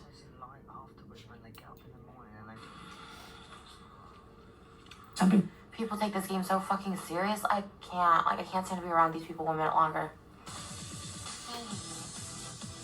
They're not. There's no connection. They're all. What am I gonna say? They're all fucking fake. Done. Fake ass motherfuckers. You have to be so well liked. It's like, no, you're fucking assholes and everyone is stupider than you and that's why they all fucking love you. I have sex for free, so why not get paid for it? Same. Puke. I was like, I'm ready to quit right now. You know what I mean? Like, that was just too much. Sex will give you STDs. Friendships are fucking fake. Relationships will cheat on you. Family will disown you. Watch me, because everyone's like, that's not No. I make so much fucking money, not to be conceited, but, like, I literally came in because I thought, oh, it would be a good experience. Did it start with a... I'm taking this 100%. The easiest decision I've ever made in my entire life. And the best decision. Stations, I will go on YouTube and I will fucking talk about you so much and say how much of an asshole you are. And then I found God and Jesus and like that helped ways ago, but I wasn't into it. What was like weird experience you He had? had skin on his dick. What's it matter if a guy's sucking you off or a girl's sucking you off? What's the difference? I don't feel good because I can't get my hair done. Like, you know. Where's the gay one? I'm always friends with the gay people. Don't talk to me, and if we have to talk to each other, just be fucking nice. Starting fresh is like not an option because I think once you're a bully, always a bully, and I'm not gonna like. I'd rather sit in my bed like just staring at a wall. That's 1,000 times more entertaining than being around those people. I'm in a house right now with fucking crazy people. This is sweet. I love the romances in this house. Those boring, crazy, fake ass people I've ever met. And I'm talking about everybody on this channel. You guys know I fucking cried about everybody. But these people, so fucking boring. Oh my. Another nomination. I feel like Trisha Paytas is the person when you have, like, community service or, like, you have to go to a work event at another city where you don't know anyone. She's, like, the perfect person to sit next to. You know what I'm saying? Like, is she the perfect role model? No. Is she a North Star for ethics and morality? Absolutely not. But if I got sent to a work conference, I would hope that she was in my breakout group. You know what I mean? It's so fucking stupid. This house is fucking hell. It's just awful. It's giving you the chance to eat an entire pizza. Oh my god. This is Big Brother. Housemates must remain silent. Remain silent. Like it's not that hard. Oh, like we keep doing all that. Just remain silent. We have these two little Dumbo twins, fucking Jordan and Sam, who think they're shit, don't sing, fucking cocky as fuck. Like, Jordan said he's up for 100. Sam just said, like, oh, bitch, Trisha's like, the girl who gets the quiet kid to talk. You guys are so, like, little kids. I thought you were literally, like, 16 when I saw you as an actor. No. I'd like to say I was, but I'd be lame. You can't act. I cannot act. You don't have a talent. That's why you have to be, like, a little hooker. No, Are you a hooker? Am I a hooker? Yeah, like an escort. And, like, she just means that as a question. Immature, like, assholes. Like, you don't need to laugh at me. Everyone has been telling you to shut up. You told everyone else to shut up, but because you guys think you're all the cool ones in the house, you guys don't need to laugh when I tell you, hey, didn't you just hear them be quiet? You're not little cameras. You're little mom in this house, by the way. The Cookie Monster pajama pants hot Cheetos for breakfast girl. She reminds me of Kelly from The assholes are Office. fucking Good immature. description. They're disgusting. They're high school mentality in here, and I hate it. And like, it brings me back to that. Because there's a washcloth. I just want a washcloth. It's like I can't even scrub my butt or anything. Or can I at least get like 2 days paid? You know what I mean? Or like 5 days because I was over here early. I want to be around it. I have a really good life. Like, you know what I mean? Like, I don't need to be around this. I've tried to stay in my own lane all day. I feel like I've been extremely boring on purpose. Disgusting people, disgusting humans in this house. Absolutely gross, disgusting. Literally the grossest people here. If they are the representation of your country, of the UK, it is a disgusting fucking country. Disgusting. I think like this represents the UK. Not doing it. I'm a self-absorbed nasty bitch. In the fact that I people wake myself looking after it, watching zero people or something else. Disgusting. So, absolutely insane. I know that brought a lot of attention to her. This is also in 2017. She released a Christmas Jesus bop, and I love Jesus. So, really hard left from Celebrity Big Brother to religious music videos. Was she on Survivor? Let me look it up. So she probably tried out.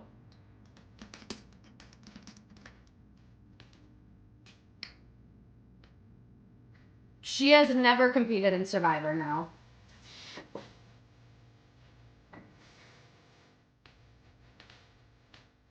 The pink G-Wagon.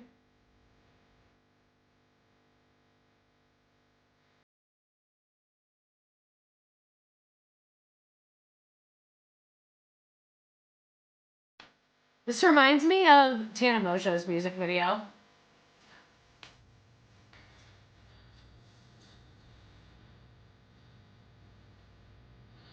Happy birthday, Jesus, I guess.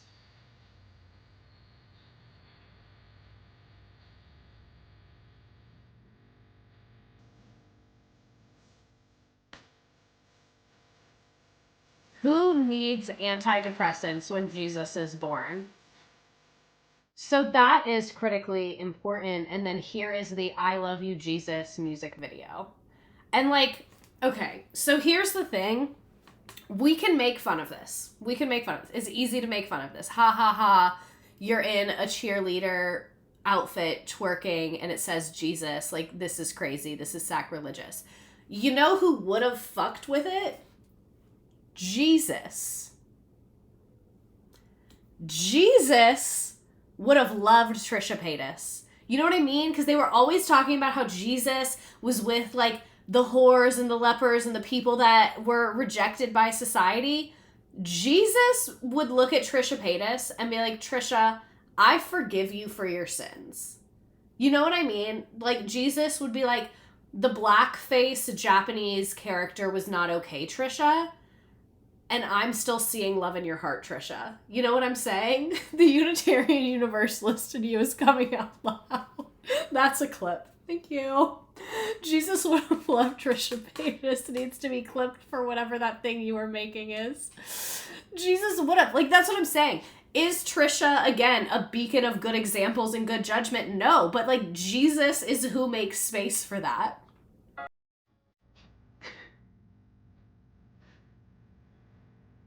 And her hair being so blonde that, like, the lighting is hitting it.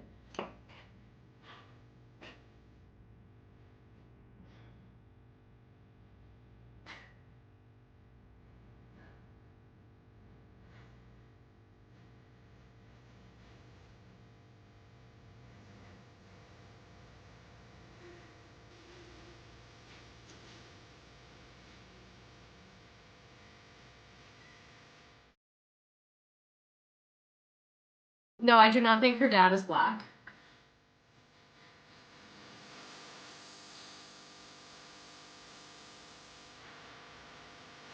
Those iMovie filters are doing work.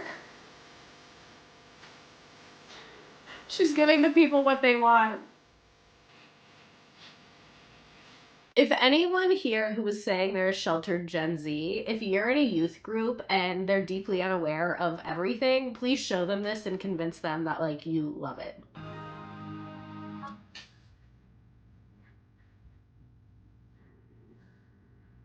think she does a lot of it herself. She does hire producers and stuff for the videos and, like, pays for it. Like, she's using her YouTube money to pay for this. Why do I feel like she broke in and the parish has no idea? I'm too high for these music videos. Listening to this the gym and I cannot stop laughing. Good. Like, the fucking beat. Do you hear that beat? It's a little Caribbean. Like, do you hear that drum in the back? Whatever that is?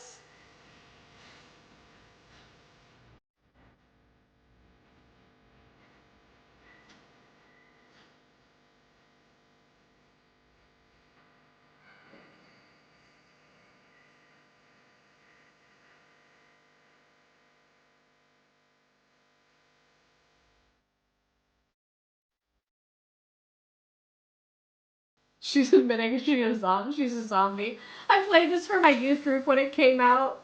I will not learn how to spell expeditiously, thank you. Jesus was the ghostwriter, actually. It would be played at youth groups. My Catholic students constantly singing, I love you, Jesus. Like the dance, she even has the shirt right.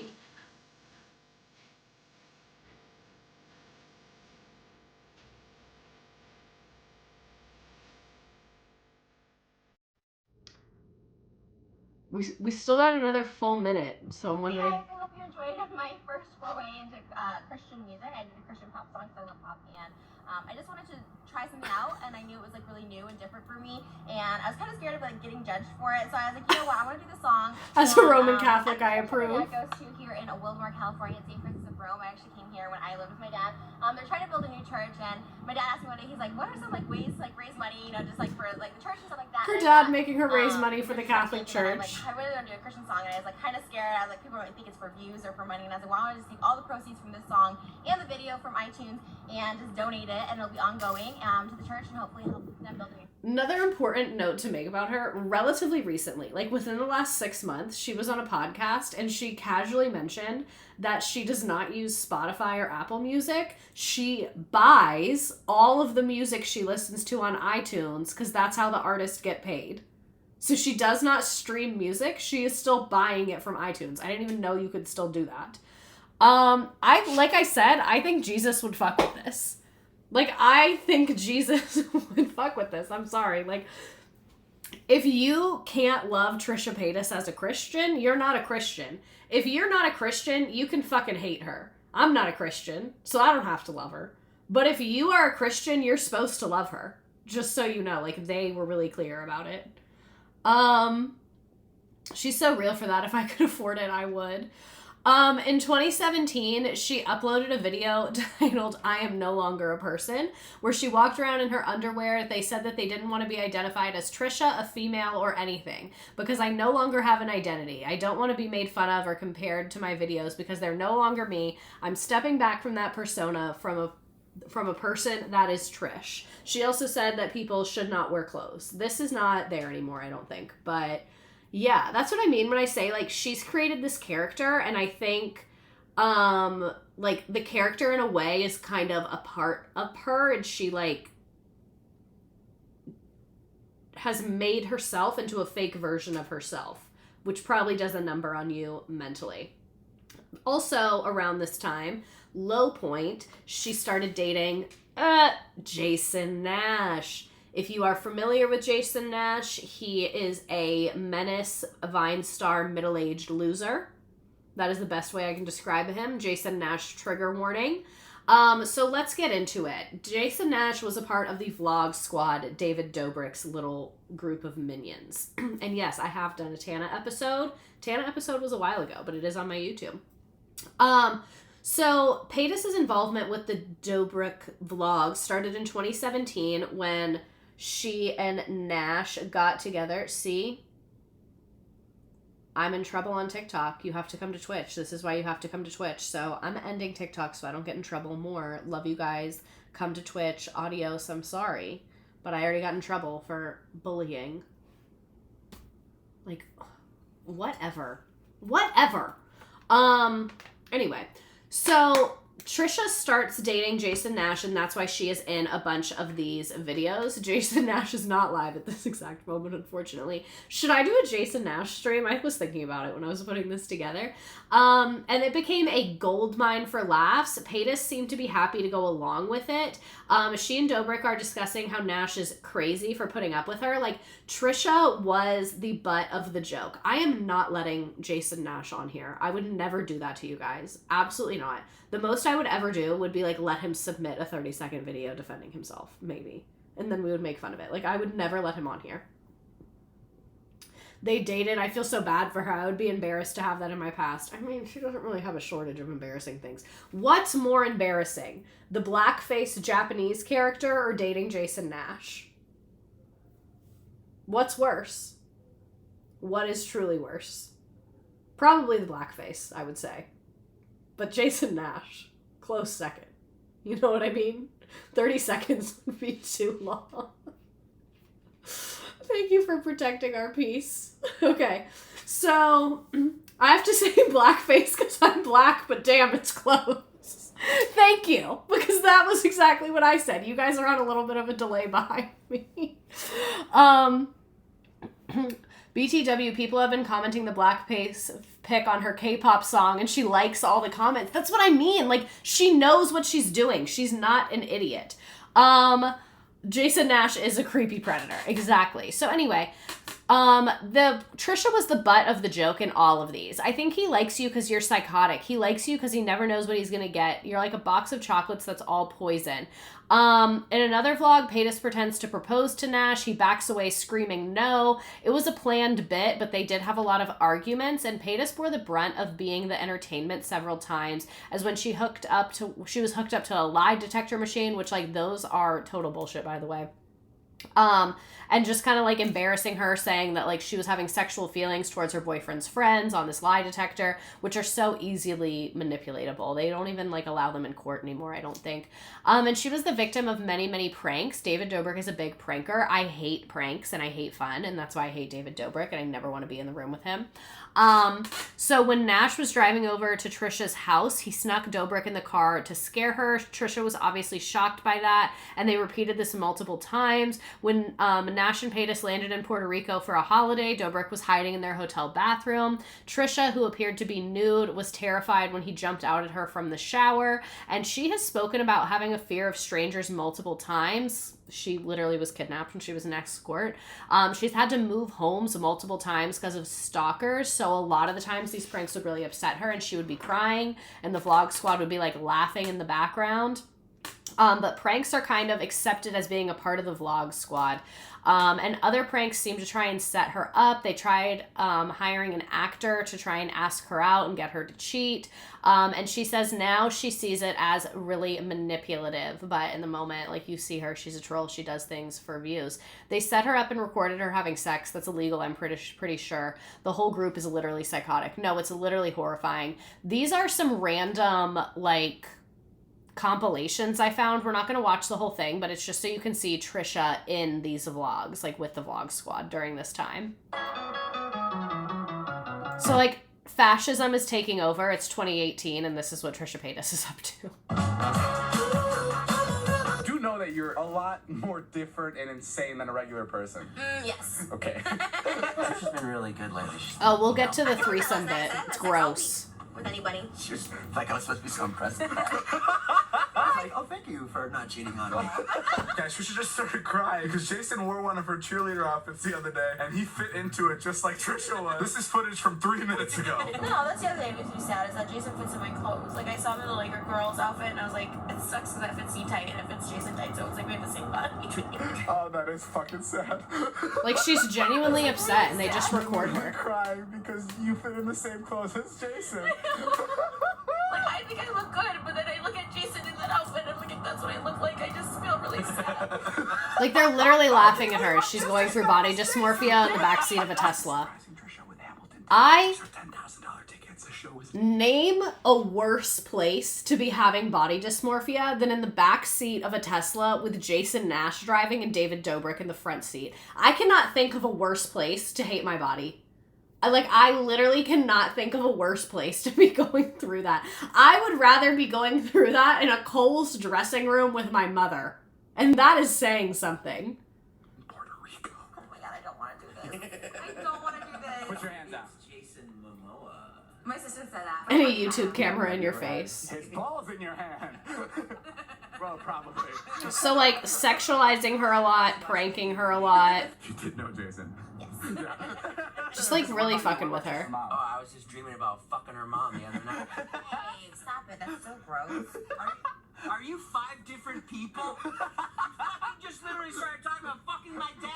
Trisha just got a text from this guy from Tinder, and she hasn't talked to him in a while. We're going through her old messages with him. He says, hi. They love to make her look like the dumb blonde. How old is Jason? He looks 50. I think here he's in his 40s. With his penis out. And then she goes, sexy daddy. And then Name. Ugh, he just looks disgusting. I literally hate him so bad. And then another thing that they would do a lot is film them fighting. Like, they would get into legitimate arguments with each other, and the vlog squad was vlogging it, and they treated her like a plaything. That's a good way to describe it. They treated her like a mascot. Very gross and objectifying. I don't fucking owe you anything. Okay. Think about if this is what's on camera. It's not pranks, it's grooming and pushing limits and coercion. No way to behave. You're gonna have a fucking video with 20 million views because this is fucking it. There you go. It's right there. You're gonna have the best video tomorrow because I don't know if I could sleep at night if these videos of me existed on the internet. No, for real. Did you just say block? Yeah, block. You know what? I wish the next guy the fucking best. I really do. I wish. They're awful to every woman. I don't think I can muscle through a vlog squad stream. How did this old guy get into this group of young people? They were all famous on Vine. Because she's sleeping over at his place tonight. Ask her to be your girlfriend again. Ask. Trisha, will you be my girlfriend again? Okay. You so fucking precious when you smile. Like, the way they fight. No, he doesn't. And that's fine. I'm fine with it. But that's what I'm saying. That's why I'm not If you attracted weren't to so fucking crazy, then yeah, maybe I would. Oh my Jason! You're just as crazy as what? So the thing is, we've all been, maybe not. The thing is, some of us have been a part of a dynamic like this with, like, being the token girl in a group of male friends. If you've been there, you've been there. To have it be broadcasted to millions of people, I imagine makes it worse. You're just on medication. I'm not. That's the difference. Do you think that I use David? No, I don't think that. I didn't say that. I didn't say that. I try really I said you hard suck for his David. cock for views because. Trisha, you may take the cake on the crazy though. I know this. That's why I have no friends, and that's why people rotate out of my life every few Well, months. guess what? We're still here. Yeah, but They had her on drugs at this point, which lowered her inhibition and judgment. Yeah. I don't know. I actually meant to include that. Let me look that up while this is playing. I know she's, like, talked about that. Look at the car we're in.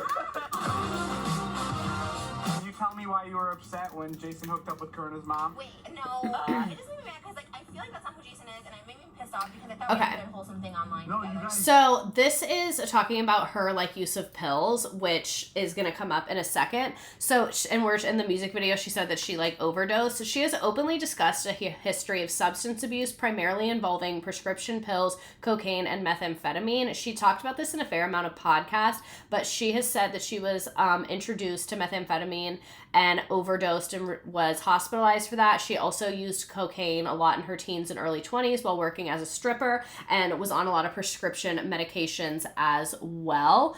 And like we said, she's been open about her diagnosis of BPD as well. Dude, Trisha, you guys are so thank. You are trying to make him bang people. I don't like that. Not the point, but her hair tinsel looks so good. She doesn't have a job? Yes. Trisha, what do you do for a living? I was having the worst day ever because my real boyfriend cheated on me and my fake boyfriend cheated on me. Trisha, are you saying that you haven't hooked up with anyone in the past 2 weeks? I don't know what to say to that. We are, I think we have like 10 slides left or 12. We're approaching the end. Normally we end about 9 o'clock. Yes. So yeah, she's just literally being like terrorized on YouTube by the Vlog Squad. But again, like all she cares about is views. So she is very much in these videos and very much a part of this. And David Dobrik seemed to be around them for pretty much all of their relationship. When cracks in their romance started to show, he was there. Lots of conversations about cheating, insecurities. Trisha went through Jason's texts with other women, were made public, and they were monetized. And David Dobrik even filmed when Trisha met Jason Nash's children for the first time. Jason Nash's children, I hope you're getting therapy. They would often recount their turbulent arguments and made light of serious issues. Paytas screaming and running around with no clothes on, forbidding Jason Nash from leaving the house. Like, very turbulent, emotionally violent, escalating all of the things. And they used her to legitimize their tactics and behavior. They're predators. They really are. And that's what I mean when I say, like, I see Trisha in this circle of being used by men, and, like, her desire for fame superseding her like desire for safety and like her ability to discern who is harmful and who is not, which I think is really, really sad. And Trisha and Jason broke up a few times because Trisha thought Jason was criticizing her weight. Another time because there was a running joke. This is literally disgusting.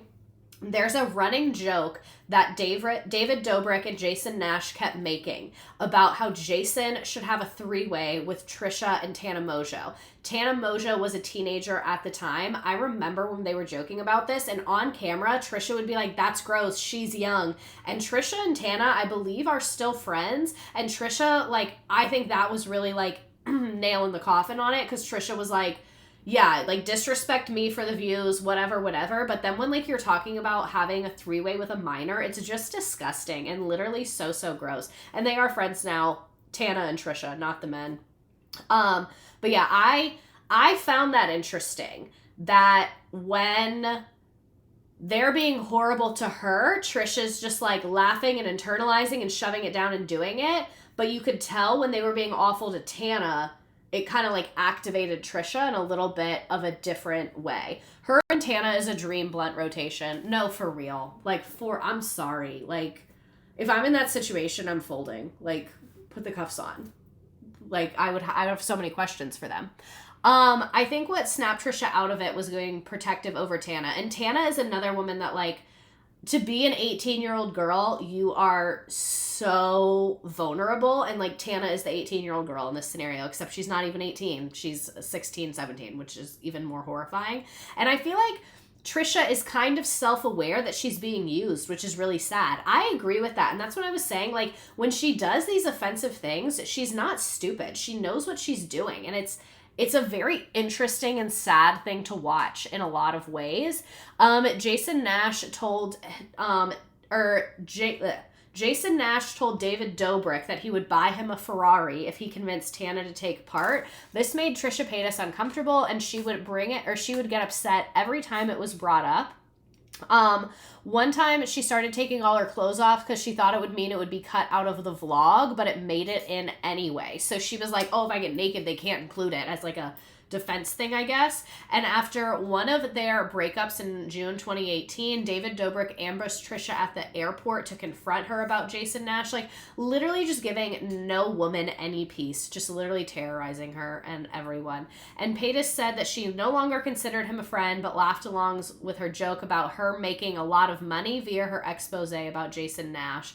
And then she revealed in an emotional kitchen floor video in May 2019 that her and Jason Nash broke up for the final time 3 months earlier. She said it ended via FaceTime call after she, trigger warning, accidentally mixed alcohol with pills and ended up in the hospital. So this is what I was saying earlier about her, like, drug use did result in a hospitalization. And she spoke about this several times in subsequent videos and on the Frenemies podcast, which we'll talk about next week. And she did say that David Dobrik visited her in the hospital. So this is when it kind of came out that throughout all of this lore that we saw earlier, she was struggling with substance abuse, which does not surprise me at all because substance abuse is so common in the sex work industry and in the entertainment industry. Like, very, very common in both. And she has worked in both those industries. So it's very sad, but it's honestly just not surprising to me. And then immediately after the breakup, she seemed confused, erratic, and started posting really positive tweets about him, and then would sporadically comment on David's photos saying, "You're so hot, can we fuck?" Like, again, this kind of like very overt aggressive sexuality, I think, is a little bit of a defense mechanism. And then she changed her tune and released videos claiming that Jason Nash broke up with her because David told him to. The minute David told him to dump me, I get dumped. And she also said that she and Nash continued to meet up in secret for 3 months following the breakup. She also made accusations toward other Vlog Squad members. She talked about one member, Jeff Wittick, ignoring her in a Starbucks and refuted his claim that she fucked over his friend Jason Nash. She also claimed to have damaging information about them. She said David Dobrik tells everyone in the Vlog Squad not to publicly respond to drama and that he cuts people from the crew when they're no longer useful. You have no fucking clue what you're talking about or what your little friend group is about, or maybe you do. Sexual assault, all this shit in the Vlog Squad, you have no fucking clue. I have the fucking receipts. And I believe her on that.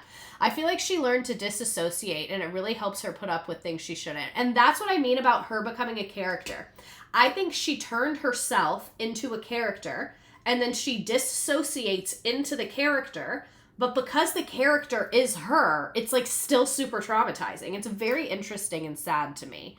And she has been incredibly outspoken about lots of things, and she is also viewed by some as the boy who cried wolf because, like we saw, she's lied so many times about so many things. People don't really believe her on things. And Dobrik hadn't really talked about Paytas since the breakup, but people don't really believe her, which I think is sad because a lot of the stuff that she has said she's experienced, like, it's on camera. But she's also lied so many times. Like, I just have a lot of empathy for her, which kind of makes sense as to why she said she had DID. That also makes sense to me, that she's like, oh, I made this character, and this character is like a bimbo who gets abused, but I'm the character, so am I that? But that doesn't feel like who I am, and I don't act like that, but I do act like that. Like, I don't know. I do understand it a lot, and I get it. And I feel really bad for her. Not to, like, excuse all the horrible things she's said and done, lying and stuff like that, but, like, she just seems deeply unwell, which I understand.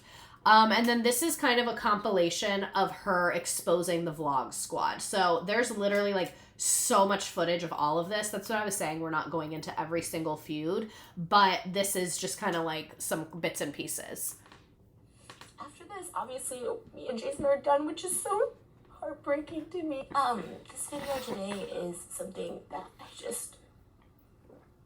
I have to make because, like, it's out there and it's embarrassing and it's humiliating, and I tried to talk to David and I tried to call Jason, and both of them seemed to play it off as crazy people, psychotics would.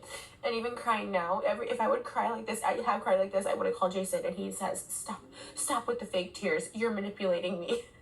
It's like, there's actual pain, and I'm just gonna put it all out. And that's what I mean, like, she has had fake tears before, and that's what makes me sad, is that, like, her real tears are getting ignored because she's, like, lied about so many random things. I'm starting with David, because even though Jason's creepy and disgusting, David's on a whole other level of being an actual horrible person.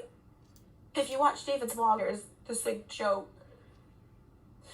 that he knows I don't like, so he pushes it. He pushes it because he knows this gets, like, a reaction from me. And it's like, even that night when he, like, a couple vlogs ago, he's like, he didn't have a big bit for his vlog, and so we go over there and he's like, how bad do you want to help me? And then I got pissed at him. I got pissed at him that night, and I said, not everything is for your freaking vlog. No, it's just a vlog. And so I got really, really pissed, and they still invited Tana over anyways. And they invited her over anyways, and I was asleep, but I could kind of hear, and her just being like, no, that's, like, gross, like, no offense, but that's gross, or whatever. Because Tana's a minor. Gross. Jason's 45, I'm 30, it's gross, it's gross.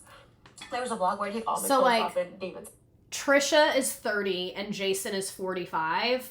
I think adults are free to do what they want, but Trisha, as a 30-year-old woman, watching her 45-year-old boyfriend and his 20-something friends go after a 17-year-old girl, that's where I'm saying, like, that's where I think the shift was.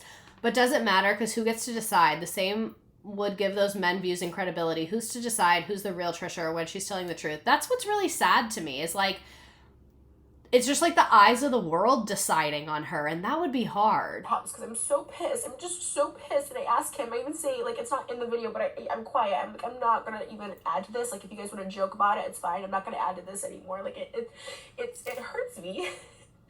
But it also disgusts me, and I don't want that. I don't want a boyfriend. I want a boyfriend who looks at 20. She doesn't know who she is. As a joke. Yeah. It's gross. I knew him, but we weren't dating, and it said, like, he tried to kiss Tana in a dressing room because they went on, like, a date for a vlog, him, Jason and Tana, and they both say that, you know, Jason tried to kiss her, and she, like, pulled away, and he's like, oh, it was for the video, just talk about something for the video. And then, like, the always, blur like, of real life to the video, like, the and she's relationship a, is for 20-year-old content, girl, but it's like, real. or something when they went on that date. I know Jason, and I had gone on a date with him for a vlog a couple months before, and he tried to kiss me, and obviously I reciprocated, and we had sex, so I know if she would have reciprocated. I know Jason. I know him.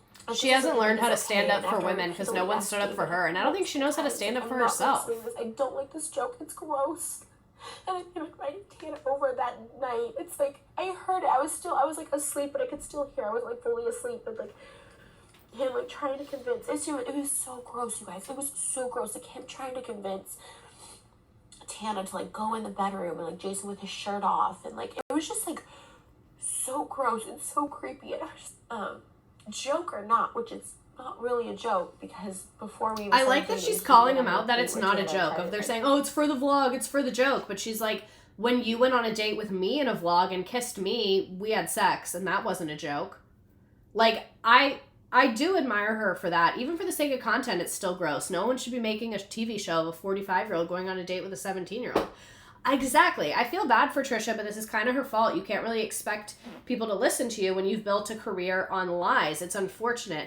I wouldn't even say that. I would just say, like, she, for years in the vlog squad, was being the butt of jokes and allowing this behavior and all of that. And like I said earlier, I don't think she knows how to stand up for herself. So, like, it's not like this happened in a vacuum where, like, just out of nowhere, these terrible men started treating her this way. It's like very sad to see the cycles of like how she is consistently a victim and how she consistently has been in situations for men to prey upon her, which is really, really sad to me. Make out with her, and she is not having it, because what 18-year-old wants to make out with a 45-year-old unless you're screwed up in the head like I was at 18. Poor baby. She's not an easy victim. Very much the epitome of the perfect victim complex. Like, you do not get believed unless you are perfect and pious and never made mistakes, and she is the epitome of that. Like, she has done offensive things. She has said offensive things. She has done fucked up things to other people. She has lied for views. But you can still be the victim, and you can still have horrible things happen to you. And I do appreciate how she stood up for Tana. And I think it takes guts as a 30-year-old woman who has let yourself be the butt of a joke for these disgusting men for years to be like, you know what? I do have a line in the sand. I do. And to embarrass yourself in this way. Post video about every single horrible, evil thing that David has done, but... So David calls Jason Tuesday morning at like 3 a.m. when we get back, and he's like, he asked Jason, can he use the bedroom bit about him wanting to sleep with Tana from a few months ago?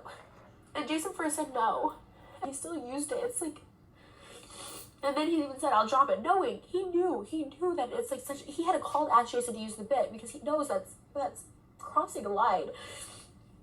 And any other person who's asked David to like not use something or whatever, but Jason's so scared of like losing his meal ticket that he just like appeases him, and if he chooses that over me, and so and to watch your boyfriend choose another man's validation over you. Sorry, didn't know, joked about it before, won't do it again, sorry. David Dobrik isn't, and I know this video is going to get me so much hate because everyone's up his butt, but they're going to realize, and something bad is going to happen in that group. I don't know what it is. Didn't something bad happen? Did someone get hurt? Dating Brandon in their friend group was dating a high schooler last year. She was 17 years old, and when I would talk about this with like David, he would literally be like, oh, see, it's a big deal. He's 24, like she's 17, like, you know, just because it's the law, like a year, like 6 months, in 6 months she'll be 18. I'm like, David almost killed Jeff. That's what I thought. It's disgusting. Like, people have found this out, and like Brandon will call David and be like, oh, like, Dawn went to you jail. gotta make these comments about her age and stuff like that, because she was in high school when they started like dating and hooking up. Like, it's this whole like weird thing. And I've told David so many times, and for him to be like, I didn't know. It's like, that's like an evil person. And that's what I was trying to explain to Jason. Like, that's an evil person. So just incredibly sad all around, but she did free herself from the shackles of the Vlog Squad, and then a bunch of terrible things happened with them. And then in 2019, she headlined her own tour, the Heartbreak Tour, to promote her music. Upset I did not go to this. I didn't know it was happening. Like I said, I've never really followed her career, but like she's had so many side quests that I didn't even know about. David almost killed Jeff, and then it came out about the essay from Dom. Yes, so like Trisha Paytas, like, again, not the perfect victim, but like she was calling this behavior out when she saw it, even if it's not done in the exact way that people like, and even if like she did play a part in the creation of this culture of Vlog Squad. And then on the right, this is just like literally her discography. Like she has made so much random music, starting in that Santa Baby from 2014, Fat Chicks, and then all the way up continuing. I just stopped at 2019 because that's what was on this tour. And then here is her promoing the tour.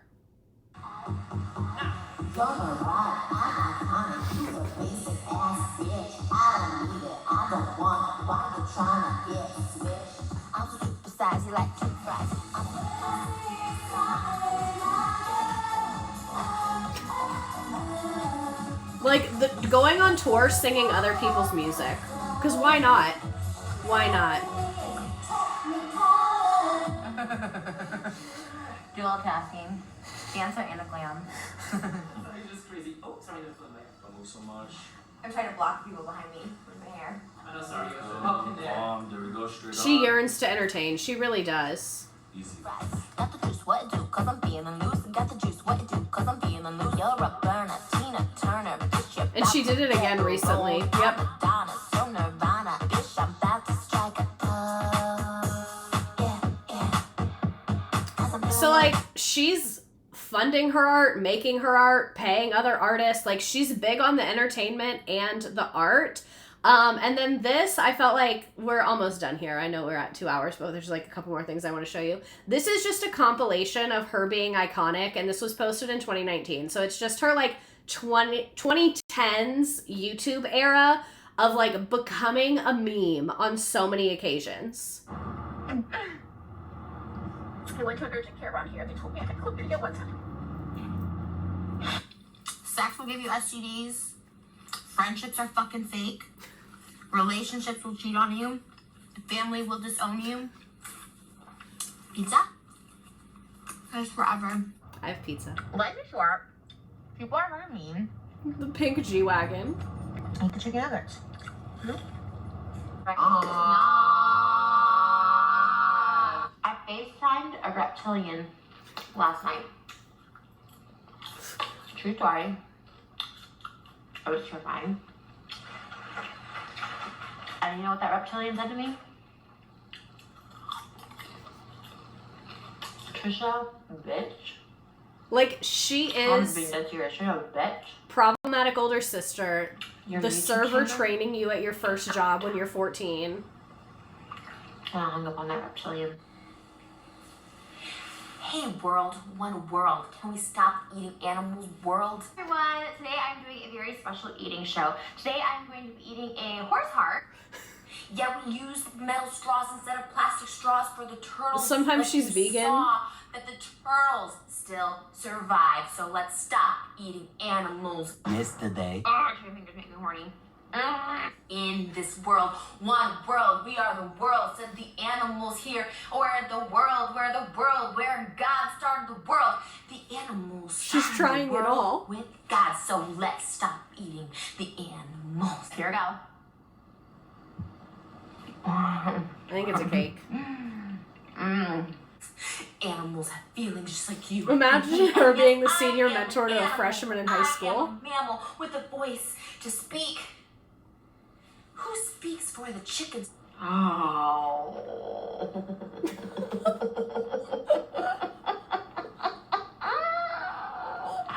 For the dogs, for the cats, for the cows. We milk and we milk and we milk and they say, ow! That's my butter. You guys don't even have washcloths. I can't even wash my body properly. I had a 504 study hall teacher with her vibe. I didn't squirt my butt or anything because I had a calf washcloth. I just want it. Day 2. Day 2 is killing me. It's so fucking stupid. This house is fucking hell. It's just awful. It's just boring. It's just the worst. I'm fucking hungry. People take this game so fucking serious. I can't stand to be around these people 1 minute longer. No. Can people ask why? I don't like them. They're all fucking fake. There's no connection. They're all, what am I gonna say? They're all fucking fake. They're fucking fake. I have never been around more fake people just trying to fucking all get along with cameras and cause attention and... I'm gonna skip over. Oh, there's I'm almost over. hungry. Me at work, no, genuinely. I don't feel good because I can't get my hair done. Like, you know what I mean? Woke up this morning feeling like a chicken nugget.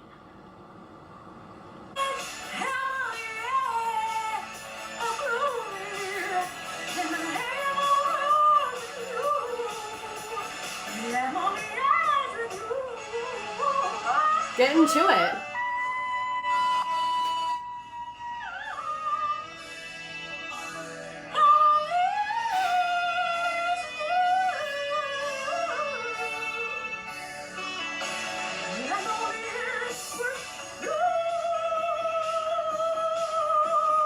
I need to see her closet.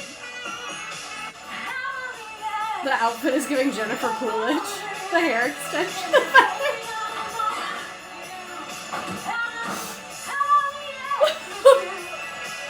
This is me if I get left home alone. My divorced mom at 9 a.m. on a Sunday cleaning the house. This is so me as a mother core.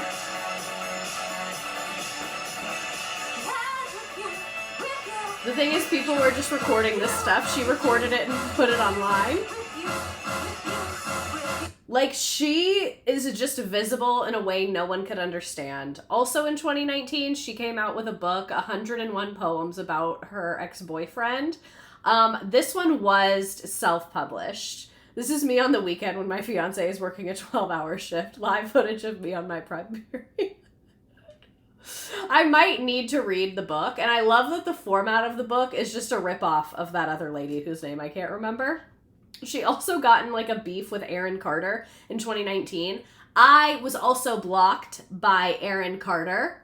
He blocked me on Twitter for making fun of him for being in a Proactive commercial when I was about 14. She was in an Instagram live with him in 2019, but they have a rocky history because she tweeted that she hooked up with him and then he unfollowed her, which led to Twitter exposing each other in their DMs, but then they made up and said that they're like a brother and sister, which is absolutely hilarious to me. And then this is her talking about being transgender. And then we'll watch like one more thing after this. I identify more as a gay man because I like guys, but I also identify as a guy, if that makes sense. In my head, I feel like I'm a transgender female to male, but also like a drag queen. And I've always just been attracted Milk and Honey by Rupi Kaur. to guys, but not straight guys. I've always been attracted to gay guys. A lot of people ask me, what pronouns do you want to use now? And are you going to transition? I don't know. I like who I am. I'm not comfortable in my body. Does that mean I'm going to be comfortable in a different body, completely in a different gender body? Probably not. Trisha Paytas joins us today along with psychotherapist and author of Your Subconscious Brain Can Change Your Life, Dr. Mike Dow. Thank you so much for being here, Trisha. Thank you as well, Dr. Dow. Her outfit is killing me. Trisha, you've made a lot of different claims about your sexuality in the past, and I'm sorry that you were criticized. It felt like it was a really real, emotional, raw, emotional moment for you. I should get on this show. For it. So can you set the record straight? How are you feeling about your sexuality and gender identity today? I'm comfortable in who I am, and I know who I am. Why does it and feel I like we're on dating trial? All types, and as far as my gender, I do identify as a male, and if there are people that are uncomfortable with that, and I'm not sure what to say to that other than this is how I've always felt since a very young age, so.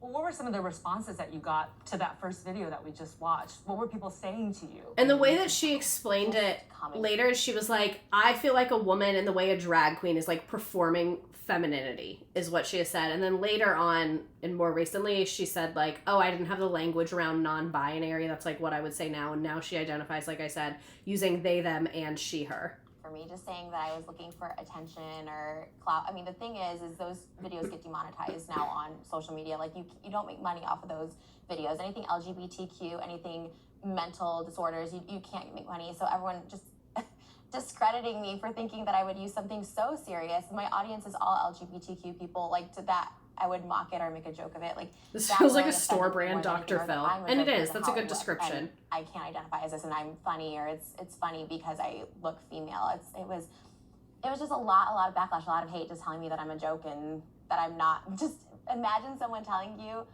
you're not something that you know you are. It's really hard. That alone had me like apologizing. I'm like, all right, I'll just stay female. So we're gonna end with the Troy Bolton because she said that she felt the most herself that she's ever been. You've had time to reflect on where you are, the things that you've said, the backlash, your response to that backlash. Right now, as you sit in that chair, you know, what would you tell the world in terms of how you view yourself? I mean, I've been me for 31 years. I've been reflecting for a long time. Backlash scared me, but I mean, I am who I am. I consider myself a transgender male, and I don't have all the answers. I don't have all the correct terminology for people. I'm not a spokesperson for the community. It's just who I am. Reasonable. And to me, it wasn't a big deal to like come out. You know what I mean? It's just who I am. It's just unfortunate that the world looks at me as female and treats me as that, and it's just something that I deal with. And I wasn't expecting the backlash. Like, that's bottom line. And nothing about me is inauthentic when it comes to that. That is something that seems ridiculous to make up. It only would damage me. So this is what she described as like gender euphoria.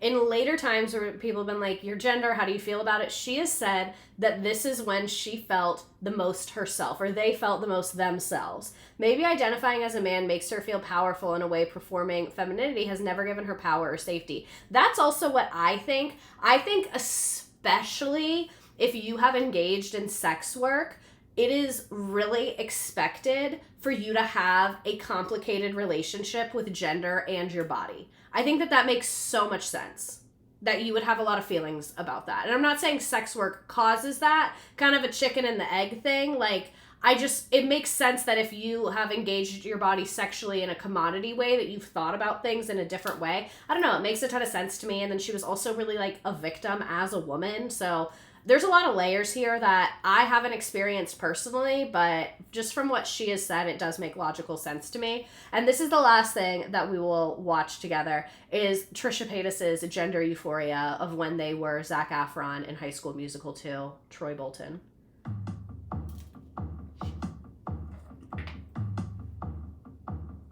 And I'm pretty sure this is at the same spot. My life is divided before and after seeing Trisha's bet on it. I wanna listen to my own heart talking. Need to count on myself instead. Did you ever lose yourself to get what you want? Did you ever get on a ride and wanna get off? Did you ever push away the ones you should? And like, this is a very non-binary look, in my opinion. I can't tell if I'm crying, laughing, or simply crying.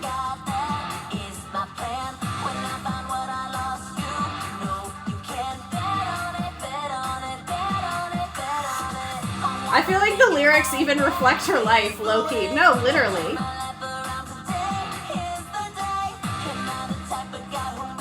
Imagine having enough money to make all your daydreams a reality. Unironically, that is my career goal.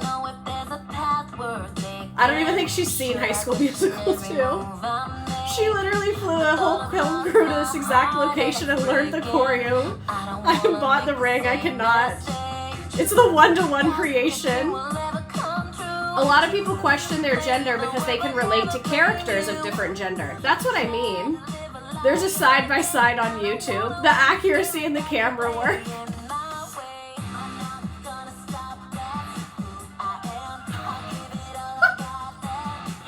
It's so good!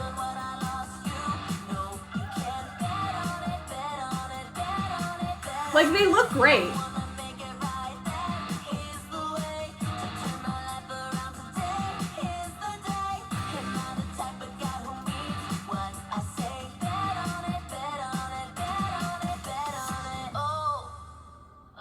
I didn't even notice the ring till one of you pointed it out. She's 5'4", if anyone was wondering. I need to take a picture with her because she's actually taller than me. People are never taller than me. Or not that. Like, I'm shorter than her, and I feel like people are never shorter than her, is what I'm saying. Like, she always looks like the short one, so for her to look like the tall one is going to be interesting. You may have said this, but Trisha said they would go broke because of spending all their money on these videos. Yes. I'm 5'2". On a good day. 5'1" on a bad day. Worth it, literally. And like, if a celebrity is like, I lost all my money gambling, I have no respect for you. But if you're like, I lost my money by making music videos, that's a really good way to lose money. Worth it.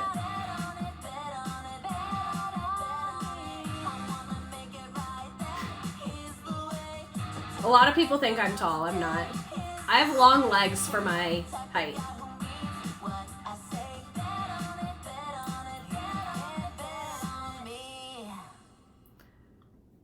So, oh, I lied. There is one more thing I wanted to show you. In 2020, she posted now widely known as her King Tut video.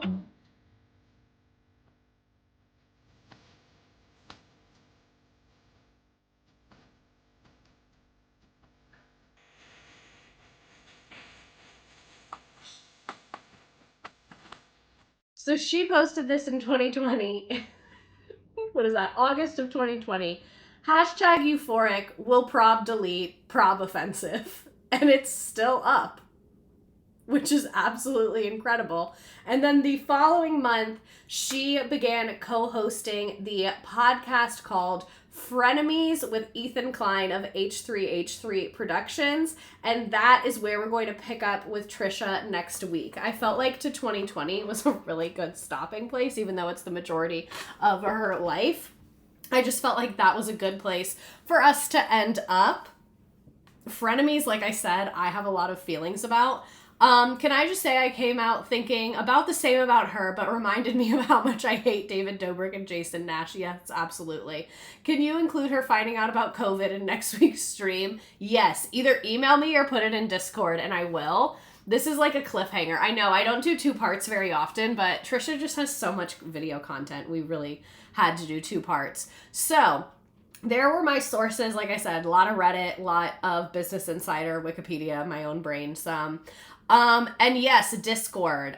To get on Discord, you can go to my website. I have a website now, misredacted.com. It's up there, and I put it in the chat. The link to Discord is on there. And then next week, okay, this is unlike me. Normally, I like to be a really stable mother figure for you all. I do not know if we are going to have stream next week on Tuesday night or Wednesday night, because I got invited somewhere really cool on Wednesday morning, but I have to fly there, and I think they want me to leave Tuesday afternoon. And so I just don't know what's going to happen. So I'm thinking it's going to be Wednesday night, but I haven't gotten my flight information yet. I'm excited to tell you what I got invited to. It's really cool. I can tell you later. The link to Discord expired. Oh, I'll make you a new one. Sorry about that. That's why I do get annoyed sometimes. So anyway, we will definitely be streaming next week. Will it be on Tuesday or Wednesday? Unclear. And then here is the updated Discord link since my website is broken. And it only lets me make the invite for 30 days, which is like really, really annoying, honestly. Tuesday, I have to take my students on a mystery field trip. Only the parents know where we're going. Where are we going? So yeah, stream next week is still on. I'll post in Discord and on Instagram what's going on. You guys know me. I will do my best to keep you up to date. And then let me get our frickin' game. For those of you that have maybe never been here before, oh my God, I have so many windows open. Jesus Christ. We play a little game at the end of each stream. It is just for fun and bragging rights about who we talked about, etc., etc. So here is the link for that, and it's on the screen. Bye, Barbies. Thank you, Mr. Redacted, for gracing us with your face and Trisha's. Really great turnout. Thanks, everyone, for inviting their friends. Let me mute Discord for a second so that you all don't get notifications every 2 seconds. Mute. Thank you. Alrighty, so the directions to join the game are on the screen. Just kidding. We're gonna do beach because, I don't know, it just feels right spiritually for her. You don't have to make an account. You don't have to download an app. You don't have to do anything of the sort. And the directions are up there. If you don't want your name to come up, put in something funny instead. Oh, good. So many people are joining Discord. So you can see there's like a few different servers. There's stream ideas. There's lots of things.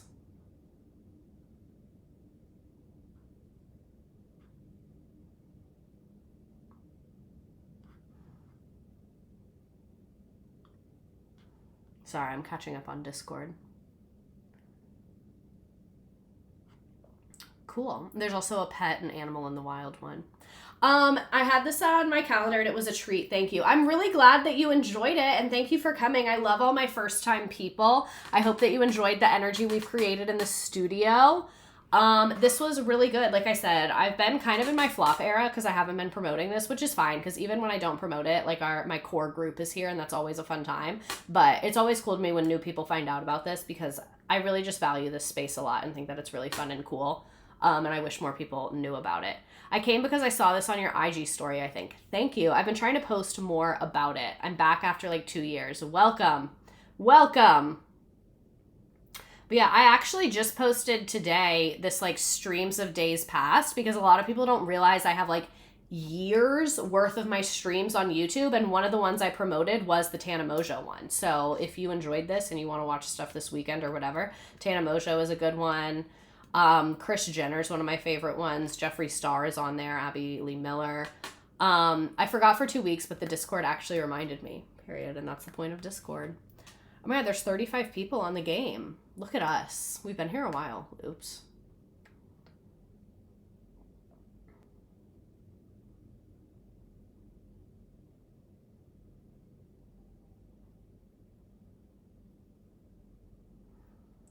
I always would watch on YouTube, but I'm sat for Trisha. I'm glad. I've had practicum this whole semester. And I'm glad I'm finally back. Tough. I'm going to go ahead and start the game. If you have not joined, it will let you join late. It'll just be harder to win, but the code will stay up there the whole time.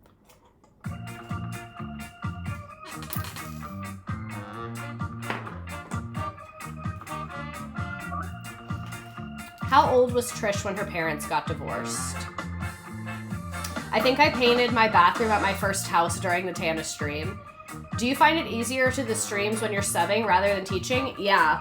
When I was teaching, I would have to get more help with the streams. Like at that point, I had like a virtual assistant who would make some of them with me sometimes. And I just like wasn't as locked in. Like I enjoy it more now. I really do like it. And that's why like I felt like I was kind of in my flop era. Like I wasn't putting as much effort into it. I wasn't marketing it, but I still enjoyed it and I was still doing it. That in the last couple months, I've been like, you know what? I want the stream to like kick ass again. Like the stream is incredible and I love the stream and I want it to just like have the attention it deserves, you know? When did Trisha move to LA? Do you think you would ever go on tour like a live show versus stand-up? Yes, I absolutely would. That is like my dream. Actually, my real dream is if someone wanted to like, you know, Last Week Tonight with John Oliver, how it's once a week and it's like well produced. Like to have something like that would really be the dream. And that's part of why I started doing stand-up, was to get comfortable in front of big groups of people and get comfortable thinking on my feet and not just like being in my house and on the internet. Do you think you'll ever return to the classroom full time? Not this upcoming year, but in the future, I'm not against it. Like life is a long thing. I love teaching. I think it's really fun. It's really hard. The way that society is right now and my district is right now and the government is right now is making it a lot harder. So it's like not that enticing for me to go back at this exact moment, but it's not something I'm ever going to write off forever. And she has been on every TV show ever. Trisha's been on everything and done everything. I was supposed to have a meeting tomorrow and it canceled.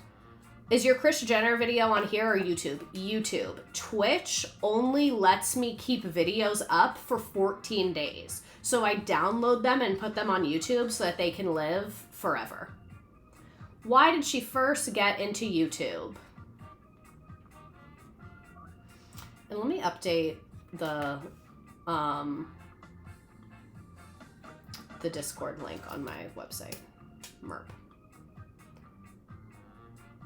I'm new, working on my Amazon sub for you. Thank you. And yes, if you like my show and you want to support it, financially speaking, if you have Amazon Prime, you can subscribe for free. So what that means is your Prime membership includes paying money to Twitch people. You probably have not taken advantage of that, but if you want to do that for me, that's cool. Very cool and slay of you. Edit. That sucks that the Discord link just like fucking breaks all the time. That's so lame. No, not the Nearpod link. Jesus Christ. Can you imagine? Invite to server. 30 days. Someone remind me to fix that in 30 days.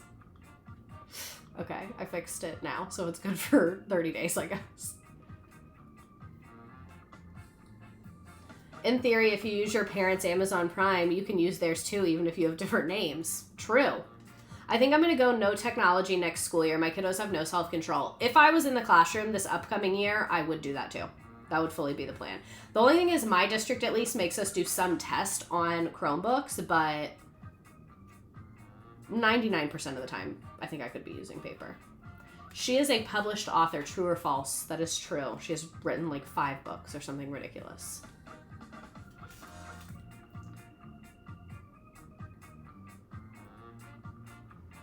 I'm an online professor, though. Which aging YouTuber did she date very publicly? Jason Nash. I just remembered I have donuts. What a time to be alive. I kind of want chicken tenders, though, because she was talking about them and it made me think about them. And I do have chicken nuggets, actually. What was Trisha doing on tour in 2019? Aging is very important to the description. It is. I didn't realize me and Mr. Beast are the same age. That makes me feel really bad about myself with my career trajectory, but really good about myself visually.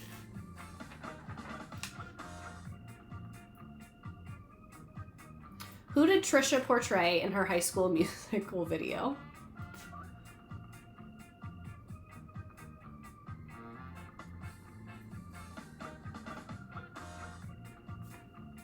Troy Bolton. I would love to see Trisha as Miss Darvis, though. I thought he was 40. Me too. 1-800-MEGAN in first place. Cheers for always being here. Caitlin, crying on my kitchen floor. B, C, Lizard Beth, Tuna, CC, Fish Like Trish, Trisha's music video budget, and I will scroll through the rest. Saturn Cat, good to see you. Ragebait, Patient Zero. Nice job, nice job. A tanning salon parking lot. Trisha for Amazing Race. Mean Lesbo, good to see you as always. Another Trish Like Fish, couple of those. Trisha's Darbus in the reboot. Honestly? Alrighty, we were here for a very, very long time tonight, but we just simply needed to capture all of Trisha's lore. So memes, anything to add, anything that you want to bring to the table, I will put the Discord link in the chat again. Y'all are fast. I wanted to win so bad with my name, I couldn't get any wrong. Yeah, Nearpod grades you on how fast you are too. Me, Miss Redacted is live. Stop, I'm gonna cry. That was such a nice thing of you to say. Aw. These are real videos of her. I love you, Jesus, live in the shower, riding in my rich daddy's Rolls Royce being emo. Fat, ugly, eating a breakfast burrito in my Rolls Royce. My husband designs oversized furniture, so I look skinny. So, next week, week we'll pick up in 2020 with her finding out about COVID and her being on Frenemies. I would not be surprised if Trisha does see this. She is so online that I would not be shocked.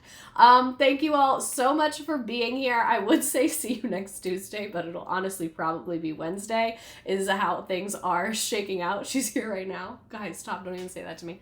But thank you as always for the support. Thank you for subscribing. Oh my God, wait, there's more memes. Brave enough to admit I had a Trisha era. Problematic queen for better or worse. Hey, I'm so skinny. I wish I could talk, but I'm busy being skinny. Trisha Paytas has named her baby Aquaman. Me, when I hear I have to wait until next week for part 2. I miss living a lie. We end up on her podcast gossip section. I will say I made a list of podcasts that I want to try and get on, and I need to add her to it because I can be like, hi, I have questions. But anyway, thank you for being here. I will see you next week for Trisha